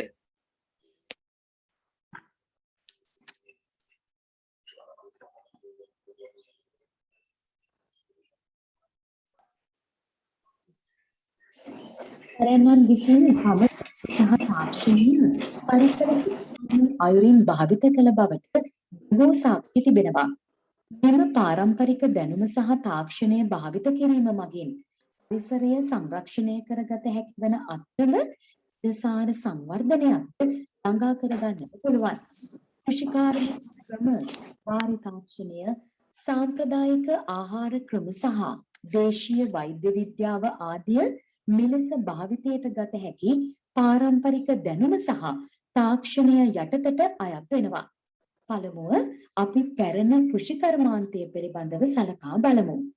අතීතයේදී කෘෂි කර්මාන්තය ඉතා දියුණු දැන් ඔතන අපි මේ කතා කරන්න යන්නේ තිරසාර සංවර්ධනයනේ අපි මේ කතා කරන්නේ නේද? තිරසාර සංවර්ධනයක් සඳහා අනුගමනය කරන ක්‍රියාමාර්ග. එතකොට එහෙනම් අපි තිරසාර සංවර්ධනයක් උදෙසා තවත් කරන්න ඕන දෙයක් තමයි මේ පාරම්පරික දැනුම සහ තාක්ෂණය භාවිතා කිරීම. දැන් එතකොට කෙනෙක් හිතන්න පුළුවන් දැන් අපිට ආපස්සට යන්න වෙනවද කියලා. සමහර වෙලාවට අපිට අඩියක් ආපස්සට ගන්න වෙනවා. මොකද මේ පාරම්පරික දැනුම සහ තාක්ෂණය ගත්තාම ඒ කාලේ දැන් ඔයාලා අහලා තියෙනවානේ පැරකුම්බා යුගයේ සහල් පවා පිටරට යවුවා කියලා. ඒතර එච්චර දියුණු තත්ත්වයක තිබිච්ච කෘෂි කර්මාන්තයකට අද මොකද වෙලා තියෙන්නේ? එතකොට අපිට මේ දැනුම ගන්න වෙනවා. සමහර දැනුම සමහර දේවල් වැළලීලා තියෙන්නේ. නේද? කෘෂි කාර්මික සමහර දේවල්. ඒවා අපිට ආපහු යොදා ගන්න වෙනවා. ඒ තමයි පාරම්පරික දැනුම සහ තාක්ෂණය භාවිතය කියන යටතේ අපි කතා කරන්නේ. ඒ යටතේ අපි කෘෂි කර්මාන්තය එක බෙදලා අපි කතා කරමු. කෘෂි කර්මාන්තය, වාරි තාක්ෂණය, සාම්ප්‍රදායික ආහාර ක්‍රම සහ දේශීය වෛද්‍ය විද්‍යාව. අද පැත්තකට තල්ලු කරලා දාන්න වගේ උත්සාහයක් තියෙන දේශීය වෛද්‍ය විද්‍යාව. දැන් මේ කොවිඩ් රෝගී තත්ත්වයේදී ඇත්තට මේ මිනිස්සුන්ට දීලා තියෙන තැන බලන්නකො දේශීය වෛද්‍ය විද්‍යාව. ඒගොල්ලෝ ඉල්ලීම් කරනවා අපිට දෙන්න කොවිඩ් රෝගීන් ටික අපි හොඳ කරලා දෙනවා. අපි මැරෙන්න දෙන්නේ නැහැ කියන දේ නේද? ඒගොල්ලෝ විශාල ලෙස ඉල්ලීම් කරනවා. නමුත් බටහිර වෛද්‍ය විද්‍යාවත් එක්ක මේක පොඩි ගැටුමක් ඇති වෙලා තියෙනවා. ඉතින් අපේ දේශීය වෛද්‍ය විද්‍යාව එතකොට මේක ඉස්මතු කරලා ගත යුතුයි. හරි ඉස්මතු කරලා ගත යුතුයි. ඒවා එතකොට ඒක තමයි මේ තිරසාර සංවර්ධනයකට යන්න තියෙන එක විදියක්. හරි අපි ඒක බලමු. අපි පැරණි කෘෂි කර්මාන්තය පිළිබඳව සලකා බලමු. අතීතයේදී කෘෂි කර්මාන්තය ඉතා දියුණු තත්ත්වයක තිබූ බවට බොහෝ සාක්ෂි තිබෙනවා. නමුත් වර්තමානයේදී කෘෂි කර්මාන්තය සඳහා යන්ත්‍ර සූත්‍ර, කෘෂි රසායන ද්‍රව්‍ය අධිකව භාවිත කළත් එදා තිබූ තත්ත්වයට ළඟා වීමට අපට නොහැකි වී තිබෙනවා. මේ නිසා අපගේ පැරණි දේශීය බීජ වර්ග සහ පාරම්පරික කෘෂිකාර්මික ක්‍රම නැවත භාවිතයට ගැනීම මගින් තිරසාර සංවර්ධනයක් සහ පරිසර කළමනාකරණයක් කරා ළඟා වීමට අප උත්සාහ කළ යුතුයි. අතීතයේ සිට ශ්‍රී ලංකා වාසීන් භාවිත කළ සාම්ප්‍රදායික දේශීය සහල් වර්ග කිහිපයක් සහ එම සහල් පරිභෝජනය සඳහා යොදා ගැනීමෙන් අත්වන ප්‍රයෝජන මෙම වගුවේ දක්වා තිබෙනවා. දැන් අපි සාම්ප්‍රදායික කෘෂිකාර්මික ක්‍රම අපි 11 වෙනි ප්‍රශ්නේ තියෙනවා පාරම්පරික කෘෂිකාර්මික ක්‍රම නැවත භාවිතයට ගැනීමට කාලය එළඹී ඇත. එවැනි ක්‍රම කිහිපයක්. එන එකක් තමයි දේශීය බීජ වර්ග භාවිතය. දේශීය බීජ වර්ග භාවිතය. උදාහරණ මෙතන මේ ඔයාලට පෙන්නලා තියෙනවා සාම්ප්‍රදායික දේශීය සහල් කිහිපයක්. හරි. ඊළඟ තව එකක් ලියා ගන්න ඇති ඔයාලා පාරම්පරික වගා ක්‍රම භාවිතය. පාරම්පරික වගා ක්‍රම භාවිතය. ඊළඟ පුතේ පොඩ්ඩක් බලන්න මේ සාම්ප්‍රදායික දේශීය සහල් වර්ග ටිකක් දීලා තියෙනවා. ඒ වලින් තියෙන ප්‍රයෝජන බලන්න. මේවා කටපාඩම් කරන්න අවශ්‍ය නැහැ. හරි මේවා නිකන් දැන ගැනීම සඳහා. නමුත් දැන් ඇත්තටම දැන් මම දැකලා තියෙනවා සමහර තැන්වල මේ සහල් වර්ග විකුණන්න තියෙනවා. නේද? සහල් වර්ග විකුණන්න තියෙනවා. මේක දැන් මිනිස්සු ටික ටික මේවා පරිභෝජනයේට යොදා ගන්නවා. සුවඳැල් වගේ ඒවා නේද? ඉතින් මේ වගේ මේ බලන්නකො කොච්චර මේ ප්‍රයෝජන රසක් තියනවාද කියලා නිකන් උඩින් පල්ලෙන් පොඩක් කියවලා බලන්න. රයිට්? කොච්චර මිනිස්සුන්ගේ රෝගාබාධ වලට විශාල ගුණදායක ආහාරයක් විදිහට භාවිතා කරලා තියෙනවානේ. ඒතර අද අපි භාවිතා කරන මේ සහල් ගත්තාම සමහරට කුරුට්ට අයින් කරලා ඒ විටමින් පදාර්ථ ටික අයින් කරලා තමයි අපි රොඩ්ඩක් වගේ තමයි ඇත්තටම අපි ආහාරයට ගන්න. නේද? රොඩ්ඩක් වගේ දෙයක් ආහාරයට ගන්න. ඒතර පෝෂදායි රාක් ගුණදායක සහල් වර්ග දේශීය අපේ තියෙනවා. මෙම වගුවේ දක්වා තිබෙනවා. දැන් අපි සාම්ප්‍රදායික කෘෂිකාර්මික ක්‍රම කිහිපයක් පිළිබඳව සලකා බලමු.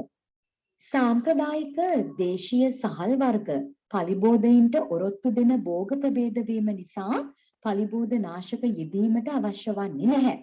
තවද විවිධ රෝගාබාධ අඩු කර ගැනීමටද මෙම සහල් උපකාරී වෙනවා. මෙලෙස වගා කළ හැකි දේශීය සහල් වර්ග කිහිපයක් ලෙස සුවදැල්, කණු හීනටි, කුරුළු තුඩ, පච්ච පෙරුමාල් ආදී වී ප්‍රභේද දක්වන්නට පුළුවන්. වගාවට කාබනික පොහොර යෙදීම මගින් රසායනික පොහොර භාවිතය සහ එමගින් සිදුවන පාරිසරික බලපෑම මග හරවා ගන්නට පුළුවන්.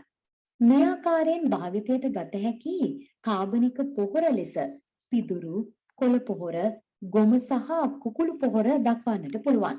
වල් පැලෑටි අතින් ගලවා ඉවත් කිරීම, කුඹුරෙහි ජලය පාලනය කිරීම මගින් වල් පැලෑටි විනාශ කිරීම, උදළු ගෑම, පසට වසුන් යෙදීම වැනි යාන්ත්‍රික ක්‍රම මගින් වල් පැලෑටි විනාශ කරන විට රසායනික වල් පැලෑටි නාශක භාවිතය නිසා සිදුවන පරිසර දූෂණය වළක්වා ගන්නට පුළුවන්. තවද යාන්ත්‍රික ක්‍රම මගින් වල් පැලෑටි විනාශ කිරීමේදී භෝගවලට පාංශ ශුද්‍ර ජීවීන්ට සිදුවන හානිය අවම වන අතරම දිගු කාලයක් සඳහා වල් පැලෑටි භූමියෙන් ඉවත් වීමද සිදු වෙනවා. එමෙන්ම වගාවට බලපාන පලිබෝධ සහ රෝග විවිධ කෙම් ක්‍රම මගින් පාලනය කිරීම සහ වගාවෙහි කොටසක කුරුළු පාලු ඇති කිරීම මගින් පලිබෝධයින්ගෙන් වගාව ආරක්ෂා කර ගැනීම අතීතයේ සිට අප මුදුන් මිත්තන් භාවිත කළ සාම්ප්‍රදායික කෘෂිකාර්මික ක්‍රම ලෙස දක්වන්නට පුළුවන්. අන්න ඒ වගේ සත්තුන්ටත් වෙන් කරපු දැන් වගාවක සත්තුන්ටත් වෙන් කරලා තියෙනවා. කොටසක්. ඒගොල්ලොන්ගේ පරිභෝජනය සඳහා. හරි? තවද පසේ තෙතමනය ඉවත් නොවන පරිදි ජලය පරිහරණය කිරීමද සාම්ප්‍රදායික කෘෂි කර්මාන්තයේදී සිදු වූ අතර මෙමගින් වගාවට අවශ්‍ය ජලය කළමනාකරණය කර ගන්නට පුළුවන්. වාරි තාක්ෂණය පිළිබඳ හරි පුතේ ඔතන ওই ටික අපිට ගමු. සටහන් පොතට ගන්නත් පුළුවන්. සාම්ප්‍රදායික කෘෂිකාර්මික ක්‍රම ටික. ඉක්මනට ගමු සටහන් පොතට. සාම්ප්‍රදායික කෘෂිකාර්මික ක්‍රම.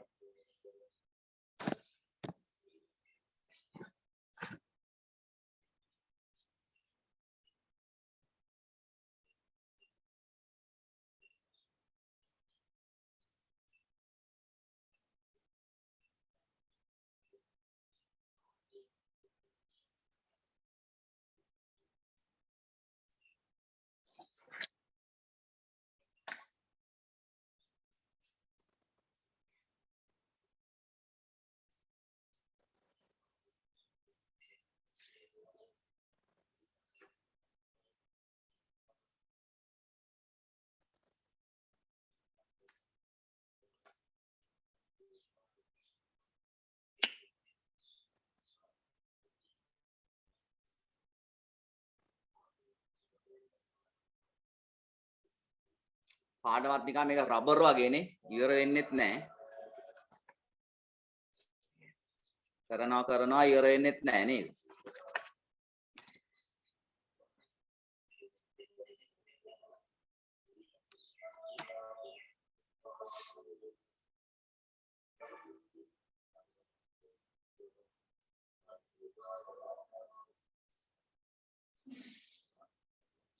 මොකද මේ පාඩමේ හැම අස්සක් මුල්ලක් නෑරම අපි හොඳින් දැනග සිටීම මේ හරිම වැදගත්. හරිම වැදගත් කියන්නේ පුතේ මේකයි හේතුව. දැන් ඔයා දැන් උදේ 8:00මාරට හරි ප්‍රශ්න පත්‍රය අතර ගද්දී ඕලෙවල් විභාගේ විද්‍යාව දවසේ ප්‍රශ්න පත්‍රය අතර ගද්දී උදේ 8:00මාරට ප්‍රශ්න පත්‍රය අතර ගද්දී ඔයා ඉස්සෙල්ලාම දකින්න ප්‍රශ්නේ මේ ජෛව ගෝලය සම්බන්ධ ප්‍රශ්නේනේ දකින්නේ නේද? එතකොට සමහර විට ඒක නිකන් කරකෝල අතෑරියා වගේ ප්‍රශ්නයක් වෙන්නත් පුළුවන්. ඒ නිසා මම සාමාන්‍යයෙන් නිතරම කියන දෙයක් තමයි මේ ඔය ප්‍රශ්න පත්‍රය අතර ගද්දී පළවෙනි ප්‍රශ්නේ දිහා නිකන් ලාවට බලලා පළවෙනි ප්‍රශ්නේ කරන්නේ නැත්නම් හොඳයි මුලින්ම. පළවෙනි ප්‍රශ්නේ කරන්නේ නැත්නම් හොඳයි මුලින්ම. මොකද ඒක ටිකක් විද්‍යාවේ ක්‍රියාවලිය ජෛව ගෝලෙම එකතු කරපු ප්‍රශ්නයක්නේ. ඒ නිසා එකපාරටම අත ගහන්නේ නැති වුණාට කමක් නැහැ. ඊට හේතුව තමයි පළවෙනි ප්‍රශ්නෙටම අත ගහද්දී ඔයාට නිකන් තේරෙනවා අම්බෝ ලියා ගන්න බෑ මුළු ප්‍රශ්න පත්‍රේම අමාරුයි වගේ කියන සිතුවිල්ල ඇති වෙන්න දෙන්න එපා. ඒක අර පැය 3 ගත කරද්දී හිතකර වෙන්නේ නැහැ. අර හරි මාර ෆිට් එකක් එන්න ඕන ඔයා ලියන දැන් හිතන්න ඔයා පළවෙනි ප්‍රශ්නේ පොඩ දිහා බලලා වඩක් දැන් අපි දැනගන්න යන්නේ පළවෙනි ප්‍රශ්නේ මේ වගේ නිකන් කරකෝල අතෑරියා වගේ ප්‍රශ්නයක් තමයි ලැබෙන්නේ කියලා හිතාගන්නේ අපි යන්නේ. ඒතකොට ලොකු දෙයක් නෑ. ඊට පස්සේ අපි දෙවෙනි ප්‍රශ්නේ අපි මේක හරි ජීව විද්‍යා ප්‍රශ්නයක්. ඉතින් ඒක අපි ලියනවා. ඒක එතන ලියපුවාම එන ගැම්ම මේ පැය 3 ගත කරන්න හරි හිතකර තත්ත්වයක් උදා වෙනවා. ඒතර අර අමතක දේවල් මතක් වෙලා එන්න මේ ඔක්කොම වෙනවා. ඉතින් ඒ නිසා මේ මුලින්ම අත ගන්න ප්‍රශ්නේ හරීම ඔයාට පහසු ප්‍රශ්නයකට අත ගන්න. අපි ප්‍රශ්න පත්‍ර ගැන ඉස්සරහට යම් උපදේශ අපි කතා කරනවා. අපි ඉස්සරහට ඒක ගැන කතා කරමු. මම මේ කිව්වේ දැන් අපි ඉස්සලාම දකින්නේ පළවෙනි ප්‍රශ්නේ මේ පාඩමෙන් එන්නේ. ඒ හින්දා අපි හැම අස්සක් මුල්ලක් නෑරම අපි නිසියාකාරව ඉගෙන ගමු. එතකොට මේ බය වෙන්න දෙයක්වත් නැහැ. කෙලින්ම පළවෙනි ප්‍රශ්නෙටම අත ගහන්නත් පුළුවන්. ඔය පළවෙනි ප්‍රශ්නේ ගොඩක් අමාරුයි කියන්නේ මේ ඒකකයේ හොඳට පාඩම් නොකරපු අය. පළවෙනි ප්‍රශ්නේ අමාරුයි කියන්නේ මේ ඒකකයේ හොඳින් පාඩම් නොකරපු අය. ඒ නිසා හොඳට පාඩම් කරලා රෙඩි පිටේ ඉන්න. ඒකනේ මේ කල්ැතුව මේ පාඩම කරේ.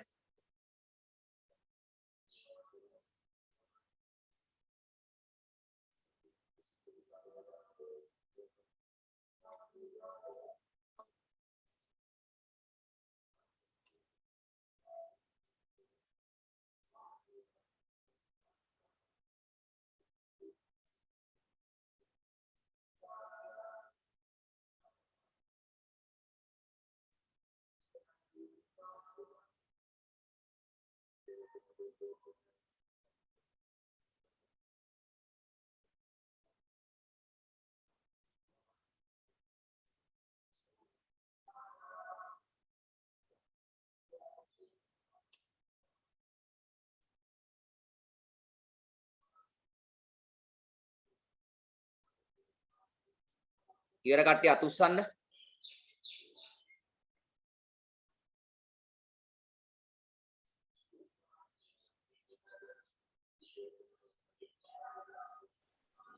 හොඳයි.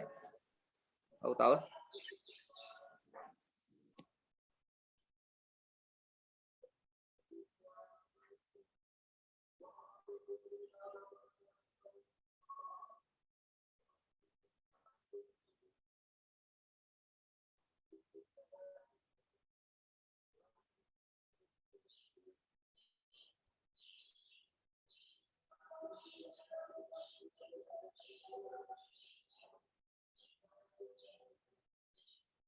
හොඳයි.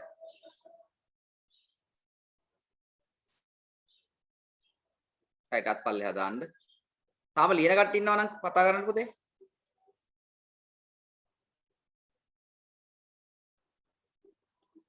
හරි.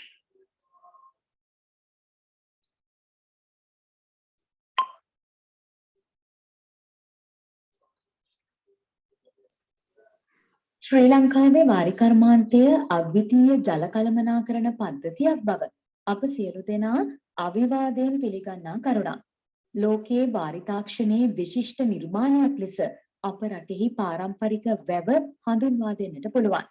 ජල සම්පාදනයේ දුර්වල ප්‍රදේශයක ගොවිතැන් කටයුතු වලට අවශ්‍ය ජලය ලබා ගැනීමේ අරමුණින් ගඟක් හෝ ඔයක් හෝ එහි ශාඛාවක් හෝ හරස් කර බැම්මක් බැඳීමෙන් මෙන්ම වර්ෂා ජලය එකතු කර ගැනීමෙන්ද තැනූ ජලාශය වැවක් ලෙස හැඳින්වෙනවා. අන්න වැවක අර්ථයක් කීම লীලා තියෙනවද කියලා? ජල සම්පාදනය දුර්වල ප්‍රදේශයක ගොවිතැන් කටයුතු වලට ජලය ලබා ගැනීමේ අරමුණින්. ඒක තමයි ප්‍රධාන අරමුණ. ගඟක් හෝ ඔයක් හෝ ශාඛාවක් හෝ හරස් කර බැම්මක් බැඳීමෙන් වර්ෂා ජලය එකතු කර ගැනීමෙන්ද තැනූ ජලාශය හඳුන්වනවා වැව් කියලා. වැව් වලට උදාහරණ කීපයකුත් තියා ගන්න ඕනේ එතන. වැව් වලට උදාහරණ කීපයක් ලියා ගන්න. මොනවාද වැව් වලට උදාහරණ කියන්න බලන්න. ඔව් කතා කරමු. මොනවාද වැව් වලට උදාහරණ? තිසා වැව. පරාක්‍රම සමුද්‍රය මේ දවස්වල කතාවහට ලක් වෙනවා නේද? ඇවිදින මන්තිරුවක් එහෙම දාන්න උත්සාහයක් තියෙන. පරාක්‍රම සමුද්‍රය. තව? මින්නේරියා. ඔව්. මින්නේරියා. මින්නේරිය වැව. තව? කලා වැව. කලා වැව. කුරුළු වැව. මහා කන්දරාව වැව. නේද? ඒ වගේ වැව් කීපයක් ලියාගමු.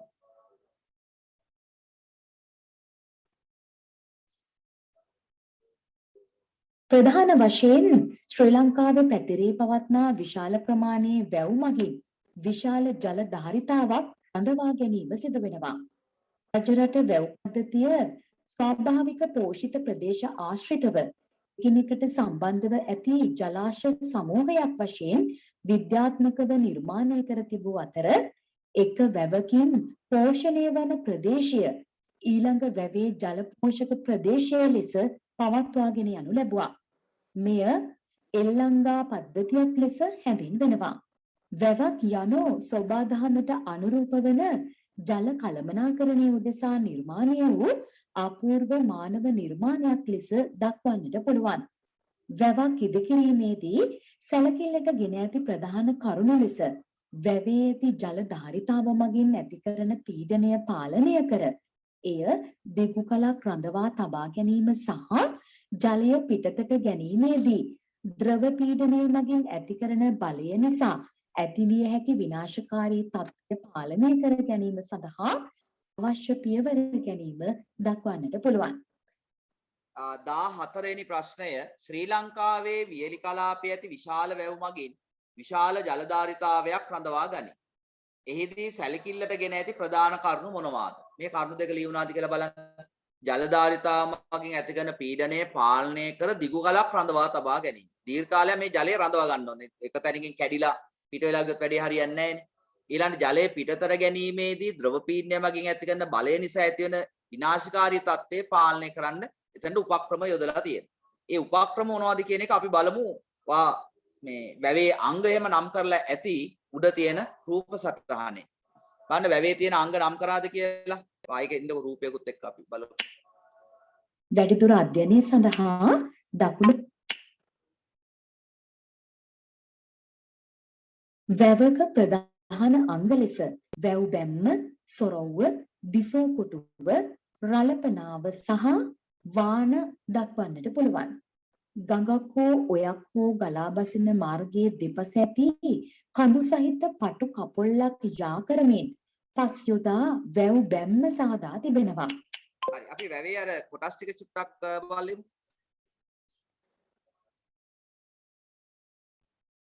හරි. ඔතන වාගේ නම් කරාද වැවේ කොටස් ටික බලන්න. මම ABCD කියලා දාතන. A කියන්නේ ඔතන ගඟනේ නේද?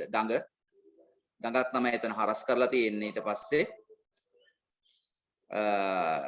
ඊට පස්සේ එතන B වලින් දක්වන්නේ බිසෝ කොටුව. රූප සටහනින් නම් කරගන්න බිසෝ කොටුව, C වලින් රළපනාව. ඒ ගැන පොඩි විස්තරයක් දැන් මෙතන යනවා. D වලින් වැව් බැම්ම,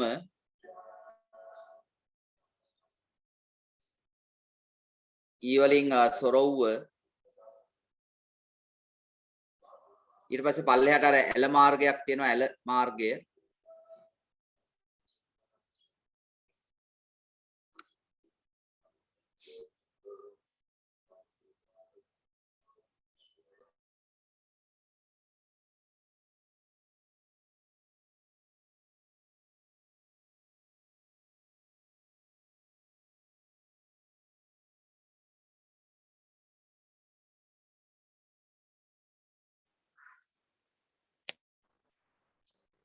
අව සහ වාන දක්වන්නට පුළුවන්. ගඟක් හෝ ඔයක් හෝ ගලා බසින මාර්ගයේ දෙපස ඇති කඳු සහිත පටු කපොල්ලක් යා කරමින් පස් යොදා වැව් බැම්ම සාදා තිබෙනවා. මෙය ඉදිකිරීමේදී එහි ශක්තිමත් භාවය සහ ඉදිකිරීමෙන් පසු ගිලා නොබැසී යන කරුණු පිළිබඳව සැලකිලිමත් වී තිබෙනවා. වැව් බැම්මේ ශක්තිමත් භාවය ඇති කිරීම සඳහා මැටි, පස්, බොරළු සහ කිරිමැටි තට්ටු වශයෙන් එකිනෙක මත අතුරා තදින් තැලීම සිදු කරනවා. විශාල ජලධාරිතාවක් සහිත වැව් වලින් ජලය පිටතට මුදා හැරීමේදී අධික පීඩනයක් නිර්මාණය වීම සිදු වෙනවා. ජල කඳේ උස වැඩිවත්ම මෙම පීඩනයද වැඩි වෙනවා.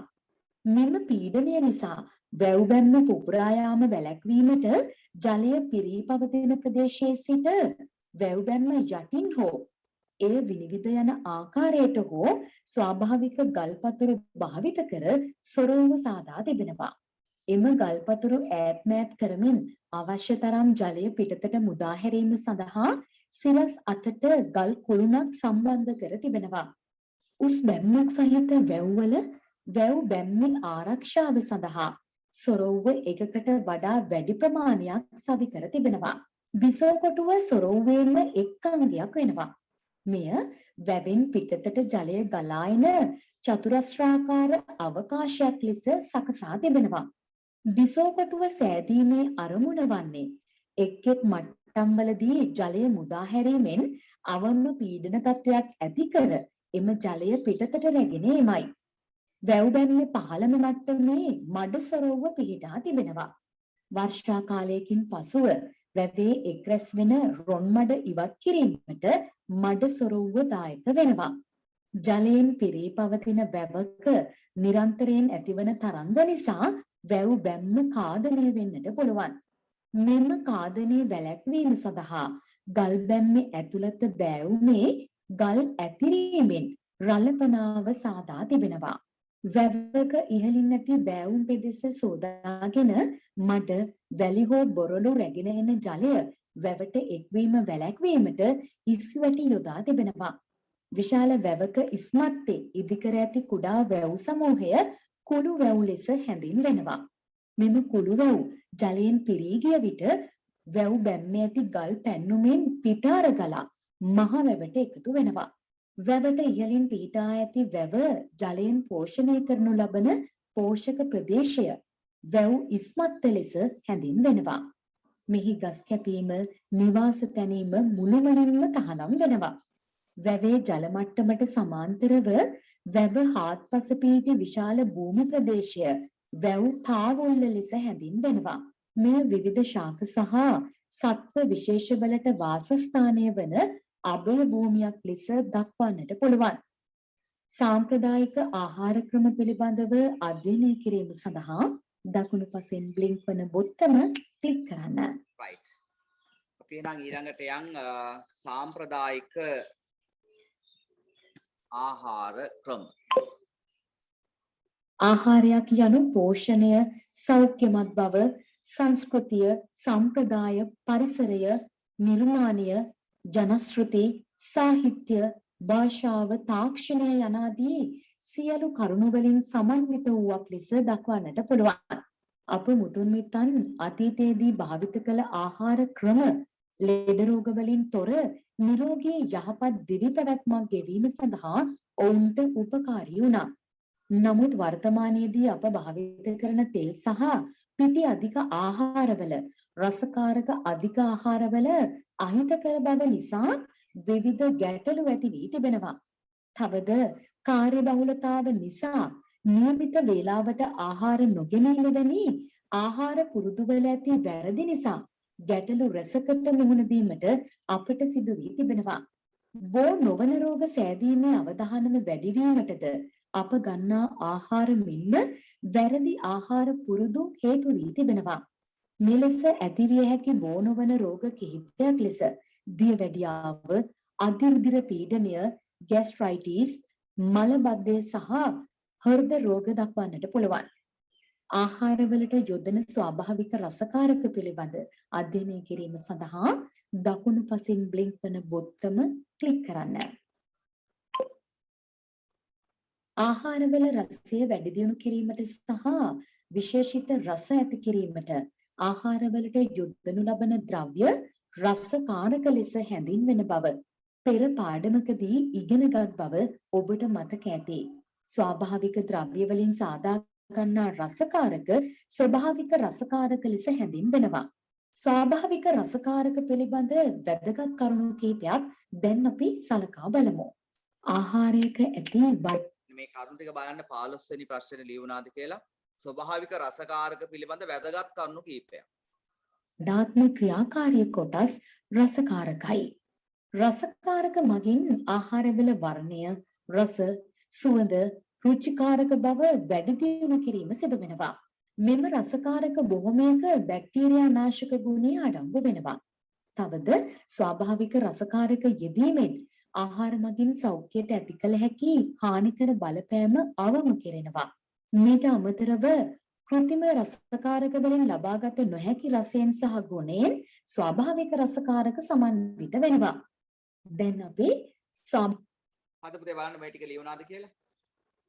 ස්වභාවික රසකාරක පිළිබඳ වැදගත් කරුණු කිහිපයක්.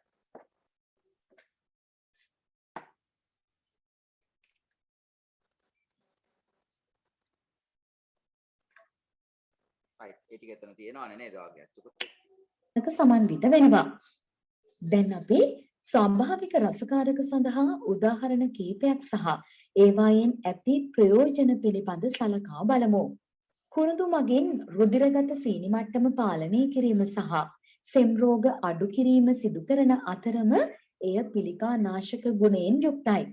කරාඹු නැටි මුඛය සුවඳවත් කිරීම සහ සෙම් රෝග අඩු කිරීම සිදු කරන අතරම ඒවා වේදනානාශක ගුණයෙන් සහ විෂ බීජ නාශක ගුණයෙන් යුක්තයි. ගම්මිරිස් ආහාර දිරවීම වැඩි දියුණු කරන අතරම බඩ පුරවා දැමීම නැති කරනවා. කරපිංචා ආහාර දිරවීම පහසු කරන අතර රුධිරගත සීනි මට්ටම සහ කොලෙස්ටරෝල් මට්ටම පාලනය කරයි. ගොරකා ශරීරයේ බර අඩු කිරීම මෙන්ම රුධිරයේ අහිතකර කොලෙස්ටරෝල් මට්ටම පාලනය කිරීමටද උපකාරී වෙනවා. දේශීය එතකොට කුරුඳු කරාබු නැටි ගම්මිරිස් ඔයාලා ලියලා තියෙනවා නේද? ඒතොර අනිත් දෙක ඔයාට පැත්තකින් හරි ලියා ගන්න වෙනවා. අපි බත් පිඟානේ සමහර විට අයින් කරන දෙයක් කරපිංචා. බලන්න කරපිංචා කියන්නේ ආහාර දිරවීම පහසු කරන, රුධිරගත සීනි මට්ටම පාලනය කරන, රුධිරයේ කොලෙස්ටරෝල් මට්ටම පාලනය කරන ඇත්තරම නේද තියෙන රසකාරකය. අපි ඒක ගොඩක් වෙලාවට අයින් කරන දෙයක්. ගොරක බලන්න. ගොරක කෑල්ල අපි අයින් කරනවා. ශරීරයේ බර අඩු කිරීමට, අහිතකර කොලෙස්ටරෝල් මට්ටම පාලනය කරන්න උදව් වෙන දෙයක්. ඉතින් දැනුවත්ව හෝ නොදැනුවත්ව අපි ඒවා අයින් කරලා අපි කරන්නේ ලොකු හානියක්ද මන්ද නේද? කරපිංච ටික කන්න, ගොරක ටික කන්න. හරි. ඒ දෙකත් පොඩ්ඩක් ලියාගමු කරපිංච ගොරක.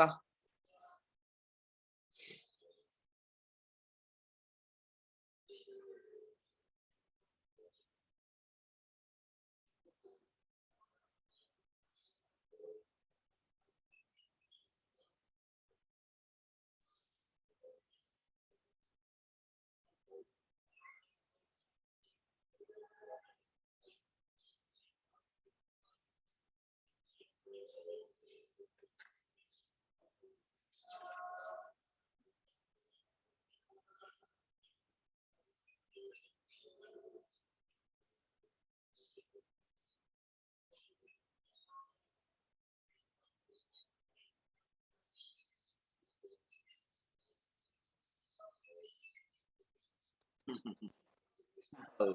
යෝජනාවක් කරනවා ගොරක කෑල්ල දිවේ වද්ද ගන්න නැතුව කෙලිම බඩට දාගත්තා නම් හරිනේ කියලා. ඕනේ ඒකත් හරි.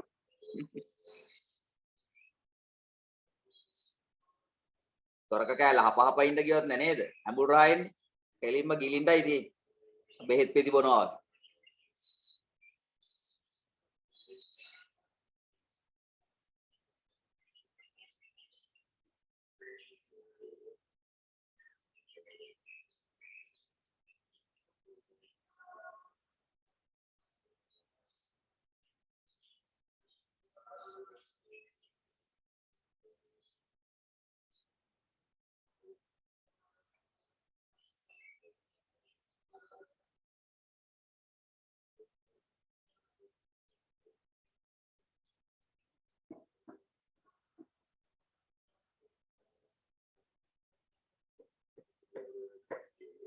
හද පුතේ. හරි. ඊට පස්සේ යන් දේශීය වෛද්‍ය විද්‍යාව. දේශීය වෛද්‍ය විද්‍යාවෙත් පොඩි හැඳින්වීමක් තියෙනවා උතන. ඒකත් අපි චුට්ටක් බලමු නේ.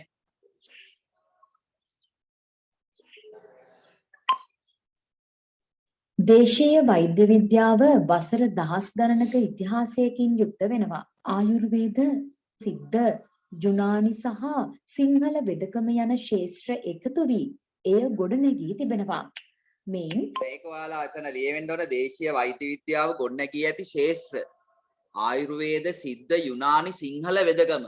දැන් ඔය උසස් පෙළ ජීව විද්‍යාව කරලා දේශීය වෛද්‍ය විද්‍යාලයට ඇතුල් වෙන්නත් පුළුවන්නේ. එතකොට ඒකේ දැන් සාමාන්‍යයෙන් අපි වෛද්‍ය විද්‍යාලය ඇතුල් වෙලා අවුරුදු 5ක් විතර යනවනේ වෛද්‍ය වෘත්තියට එන්න. දේශීය වෛද්‍ය විද්‍යාව මම හිතන අවුරුදු 7ක් විතර යනවා මම මතක හැටියට අවුරුදු 7ක් විතර. ඒ කියන්නේ කොච්චර ඉගෙන ගන්න තියෙනවද නේද? ඔයාලා දැකලා ඉතින් පුස්කොළ පොත් වගේ ඒවල නේද කොච්චර දේවල් දේශීය වෛද්‍ය විද්‍යාවේ තියෙනවද? ඇත්තටම අද ලංකාවේ භාවිතා වන මේ දේශීය වෛද්‍ය විද්‍යාව ගත්තාම ඒ කාලේ තිබ්බේ වලින් ඇත්තටම සුළු ප්‍රමාණයක් භාවිතා වෙන්නේ. විශාල පුස්කොළ පොත් ප්‍රමාණයක් බ්‍රිතාන්‍යයේ තියෙනවා. බ්‍රිතාන්‍යයේ කෞතුකාගාරයේ. එතකොට අපේ තියෙන සාම්ප්‍රදායික මේ දේවල් දැනුම ඔක්කොම තියෙන්නේ එහි. එතකොට අපිට ඒවා පාවිච්චි කරන්න නේද? අපෙන් මෙහෙන් අපි යටත් නේද විජිතයක් වෙලා තියෙන කාලෙදී අපෙන් අරන් ගිය දේවල්. එතකොට ඒකෙන් සුළු ප්‍රමාණයක් විතරයි අපේ ලංකාවේ තියෙන්නේ. ආයුර්වේදය ඉන්දියාවේ චතුර්වේදයෙහි අනු විෂයක් වෙනවා. එසේම එය අංග සම්පූර්ණ විද්‍යාවක් වන අතර එහි කාය විද්‍යාව සහ ශල්‍ය විද්‍යාව ලෙස සම්ප්‍රදායන් දෙකක් තිබෙනවා. මිනිසා තුළ වා පිත් සෙම් ලෙස ජෛව රසායනික ප්‍රතික්‍රියා ආකාර 3කින් සිදුවෙනවා. දේශීය වෛද්‍ය විද්‍යාවේ දැන් 18 වෙනි ප්‍රශ්නේ තියෙනවා. දේශීය වෛද්‍ය විද්‍යාවේ මිනිසා තුළ සිදුවන ජෛව රසායන ප්‍රතික්‍රියා ආකාර 3. ඒක හඳුන්වනවා ඒක වා පිත් සෙම් කියලා. වා පිත් සෙම් කියලා තමයි මේ ආකාර 3 හඳුන්වන්නේ. මෙම වා පිත් සෙම්හි අසමතුලිත බව දේශීය වෛද්‍ය විද්‍යාවේදී රෝග ලෙස හැඳින්වෙනවා. අන්න දේශීය වෛද්‍ය විද්‍යාවේ රෝගයක් කියලා හඳුන්වන්නේ මොකද්ද? වාපිත් සෙම් වල තියෙන අසමතුලිත බව. වාපිත් සෙම් වල අසමතුලිත බවක් ඇති වුණොත් අපි ඒකේ දේශීය වෛද්‍ය විද්‍යාව හඳුන්වනවා ඒක රෝගයක් කියලා. එම අසමතුලිත බව ශාක වලින් ලබා ගන්නා විවිධ ද්‍රව්‍ය ආධාරයෙන් තුලිත කිරීම ප්‍රතිකාර කිරීමේදී සිදු වෙනවා. ඒක අහනවා නේද අපෙන් ඊළඟට? මොකද්ද? දේශීය වෛද්‍ය විද්‍යාවේ ප්‍රතිකාර කිරීම ලෙස හඳුන්වන්නේ කුමක්ද? ඒතොර අර අසමතුලිත බව ශාක වලින් තුලිත කිරීම. අසමතුලිත බව ශාක වලින් තුලිත කිරීම හඳුන්වනවා ප්‍රතිකාර කිරීම කියලා. ඒක අංග 3කින් සිද්ධ වෙනවා. මොකක්ද ඒ අංග 3? ඖෂධ වලින්, ආහාර වලින් සහ ව්‍යායාම වලින්. දැන් අපි ගොඩක් වෙලාවට බටහිර වෛද්‍ය ක්‍රමේදී මේ රෝගයට ප්‍රතිකාර කරන ඖෂධ වලින් නේද? ඖෂධ වලින්. දැන් දේශීය වෛද්‍ය විද්‍යාවේ ඖෂධ විතරක් නෙමෙයි.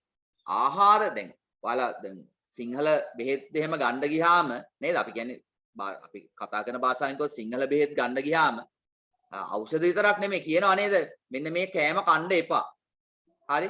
මෙන්න මෙහෙම කරන්න මේ ගොඩාක් උපදෙස් දෙනවා මාලාවක්. ව්‍යායාම් තියෙනවා. සමහර රෝගවලට. ඉතින් මෙන්න මේවා තමයි ප්‍රතිකාර. ප්‍රතිකාර අංග 3 ඖෂධ ආහාර ව්‍යායාම. දිවිද්‍යාවේ ප්‍රතිකාර ක්‍රමයේදී අංග 3කින් ප්‍රතිකාර කිරීම මේ අංග 3ක් ලියා ගන්න පුතේ. 20 වෙනි ප්‍රශ්නේ අංග 3ක් ලියා ගන්න. මෙහි ප්‍රතිකාරයේ අංග 3කි ප්‍රතිකාරයේ අංග 3කි කියලා ලියලා ඒ අංග 3 ලියා ගන්න. ඖෂධ ආහාර ව්‍යායාම.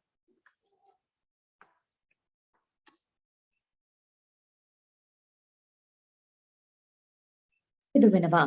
එම ආකාර ඖෂධ ආහාර සහ ව්‍යායාම ලෙස දක්වන්නට පුළුවන්.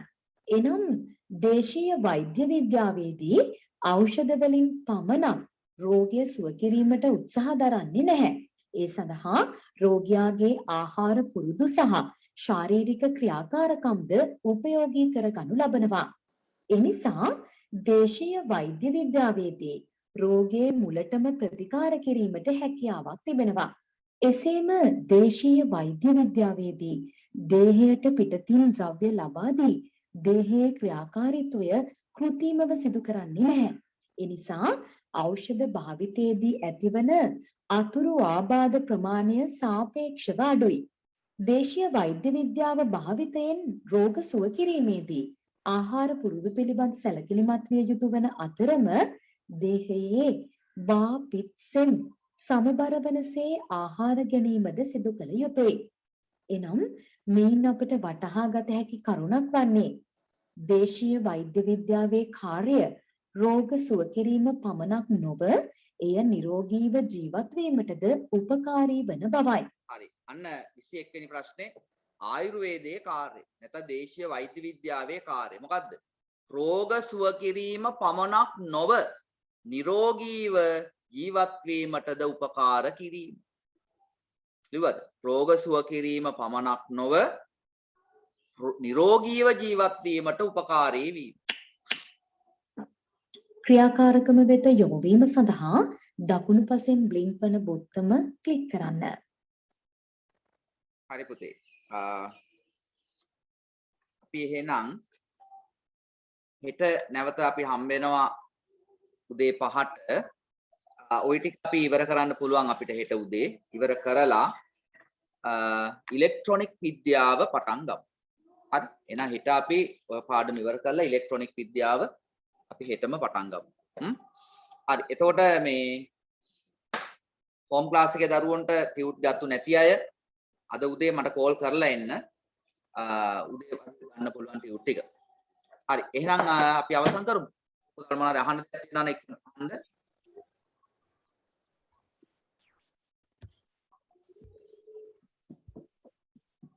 හරි.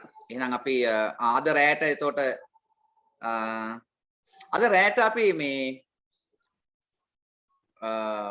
වාර විභාග ප්‍රශ්න පත්‍රයක් තමයි මම දෙන්න හිතාගෙන ඉන්නේ. ස්පොට් ක්විස් වලට රැ 9ට 10. 10 කොටස් පාඩම් කරලා ලෑස්ති වෙන්න සම්පූර්ණයෙන්ම. ඒතර අපි 10 ඒකකෙන් ඒකකයේ තිබ්බ ඒකක පරීක්ෂණ ටික අවසන් වුණා නේද? අවසන් වුණා නේද පුතේ? ප්‍රවේණියනේ අපි ගිය ඔව් සර්. අපි එහෙනම් මේ අද පොඩි පේපර් එකක් කරමු 10යි. පහුවන්න පේපර් එකක් ප්‍රශ්න 40ක් තියෙනවා විනාඩි 40න් උත්තර ලියන්න. හරි විනාඩි 40. ඒකට ලෑස්ති වෙන්නේ නම් රෑ 9ට. රයිට්. අයිබෝන්. සර් පේපරේ උත්තර නැතුව වැරදි ටික ලකුණු පේන විදිහට හදන්න පුළුවන් නේද සර්? වැරදි ටික විතරක් පේන්න. මුලින් මම හදලා තියෙන්නේ විනාඩි ඒ කියන්නේ ඒ දවස තුල ඔයාට උත්තර එන්නේ නැහැ. හරිද? ඔයාට පුළුවන් ආපහු දැන් අපි টොප් 10 තෝරන්න ඕනේ පුතේ. දැන් මේකේ යම් යම් පොඩි පොඩි මොනවද ඒකට කියන්නේ? කපටි වැඩ කරනවනේ. සමහර අය ඉන්නවා කපටි වැඩ කරන. ඒ කපටි වැඩ කරන එක වළක්වන්නයි මම මුලින් හදලා තියෙන උත්තර එන්න දාන්න නැහැ. ඒ කියන්නේ විනාඩි රෑ තුල වාට උත්තර එන්න දාන්න නැහැ මම. ඊළඟ දවසේ ඔයා ආපහු පොඩ්ඩක් කරන්න. ඊළඟ දවසේ මම උත්තර එන විදිහට හදනවා. ඊට පස්සේ දෙපාරක් කරා කියලා ඉතින් වැඩි වෙන්නේ නැහැ නේද? දෙපාරක් කරා කියලා වැඩි වෙන්නේ නැහැ. ඒක කමන්නේ නැහැ. දෙපාරක් දැන් මුල් විනාඩි 40 කරන කට්ටිය විතරනේ මම টොප් 10ට තෝරන්නේ. හරි? ඊට පස්සේ තාපහු කරන්න ඊළඟ දවසේ. දැන් ඔයාලට මම එවලා තියෙන ස්පොට් ක්විස් ඒවා ටික නැවත කරන්න ඒක ගැල්ලුවක් නැහැ සබ්මිට් කරන්න. ඒක ගැල්ලුවක් නැහැ. ඒව නැවත කරන්න. ඒ කියන්නේ දැන් 10 පන්ති ඉඳන්ම මම දීලා තියෙන පාඩම් ටික තියෙනවනේ. ඒවා ආපහු කරන්න. ඒක මතක් වෙනවනේ. මම මේ ඔෆ් කරලා නැහැ. ඔයාට කරන්න පුළුවන්. ඒවා කරන්න. මේ මොනවාද ආපහු කරන්න ඊට පස්සේ මේ කරලා බලන්න වැරදුණු උත්තර මොනවද කියලා. ඒතකොට රැට උත්තර එන්නේ නැහැ. උත්තර එන්නේ නැති වෙන්නයි මම හදලා තියෙන්නේ. ඒක ඇයි කියලා සමහර අය දන්නවා. නේද? සමහර අය කරන කපටි වැඩ නිසා. මේ හරි එහෙම කරමු. මොනවද? එහෙම කමන්නේ නේද? කමක් නැහැ සර්. ඔව් උදේට ආපහු කරන්න උදේට කියන්නේ සෙන්සුරාදා ආපහු පොඩක් ඔයා දැන් කරපු එකම ආපහු පොඩ ගාලා කරන්න පුළුවන්. ඊට පස්සේ උත්තර ටික බලා ගන්න පුළුවන්. හරි එහෙම නැත්තම් ක්ලෝස් කරන්න නැතුව තියාගන්න ක්ලෝස් කරන්න නැතුව තියාගන්න ඊට පස්සේ මම උදේට තමයි හැබැයි මම උත්තර මොකද රැට ආපහු ඔක මේ කරන්න යන්නේ නැහැ මම මේ උදේට මම ආපහු උත්තර එන විදිය සකස් කරනවා ඊට පස්සේ ඔයාලා කරපු එකේ අර රීෆ්‍රෙෂ් කරන්න පුළුවන් අර දකුණට කැරිච්ච ඊතලයක් තියෙන ඒක ඔබපුවාම නැත්නම් රීෆ්‍රෙෂ් කරපුවාම ඔයාට ආපහු උත්තර ටික මේ බලා ගන්න පුළුවන් වැරදිච්ච ඒවල උත්තර මොනවද කියලා බලා ගන්න පුළුවන් එහෙම ක්ලෝස් කරන්න නැතුව තියාගත්තත් කමක් නැහැ හරි එහෙම තියාගන්න හරි එහෙනම් එච්චරයි එහෙනම් අපි අවසන් කරමු නේ රයිට් I1 අයිබෝන් සර්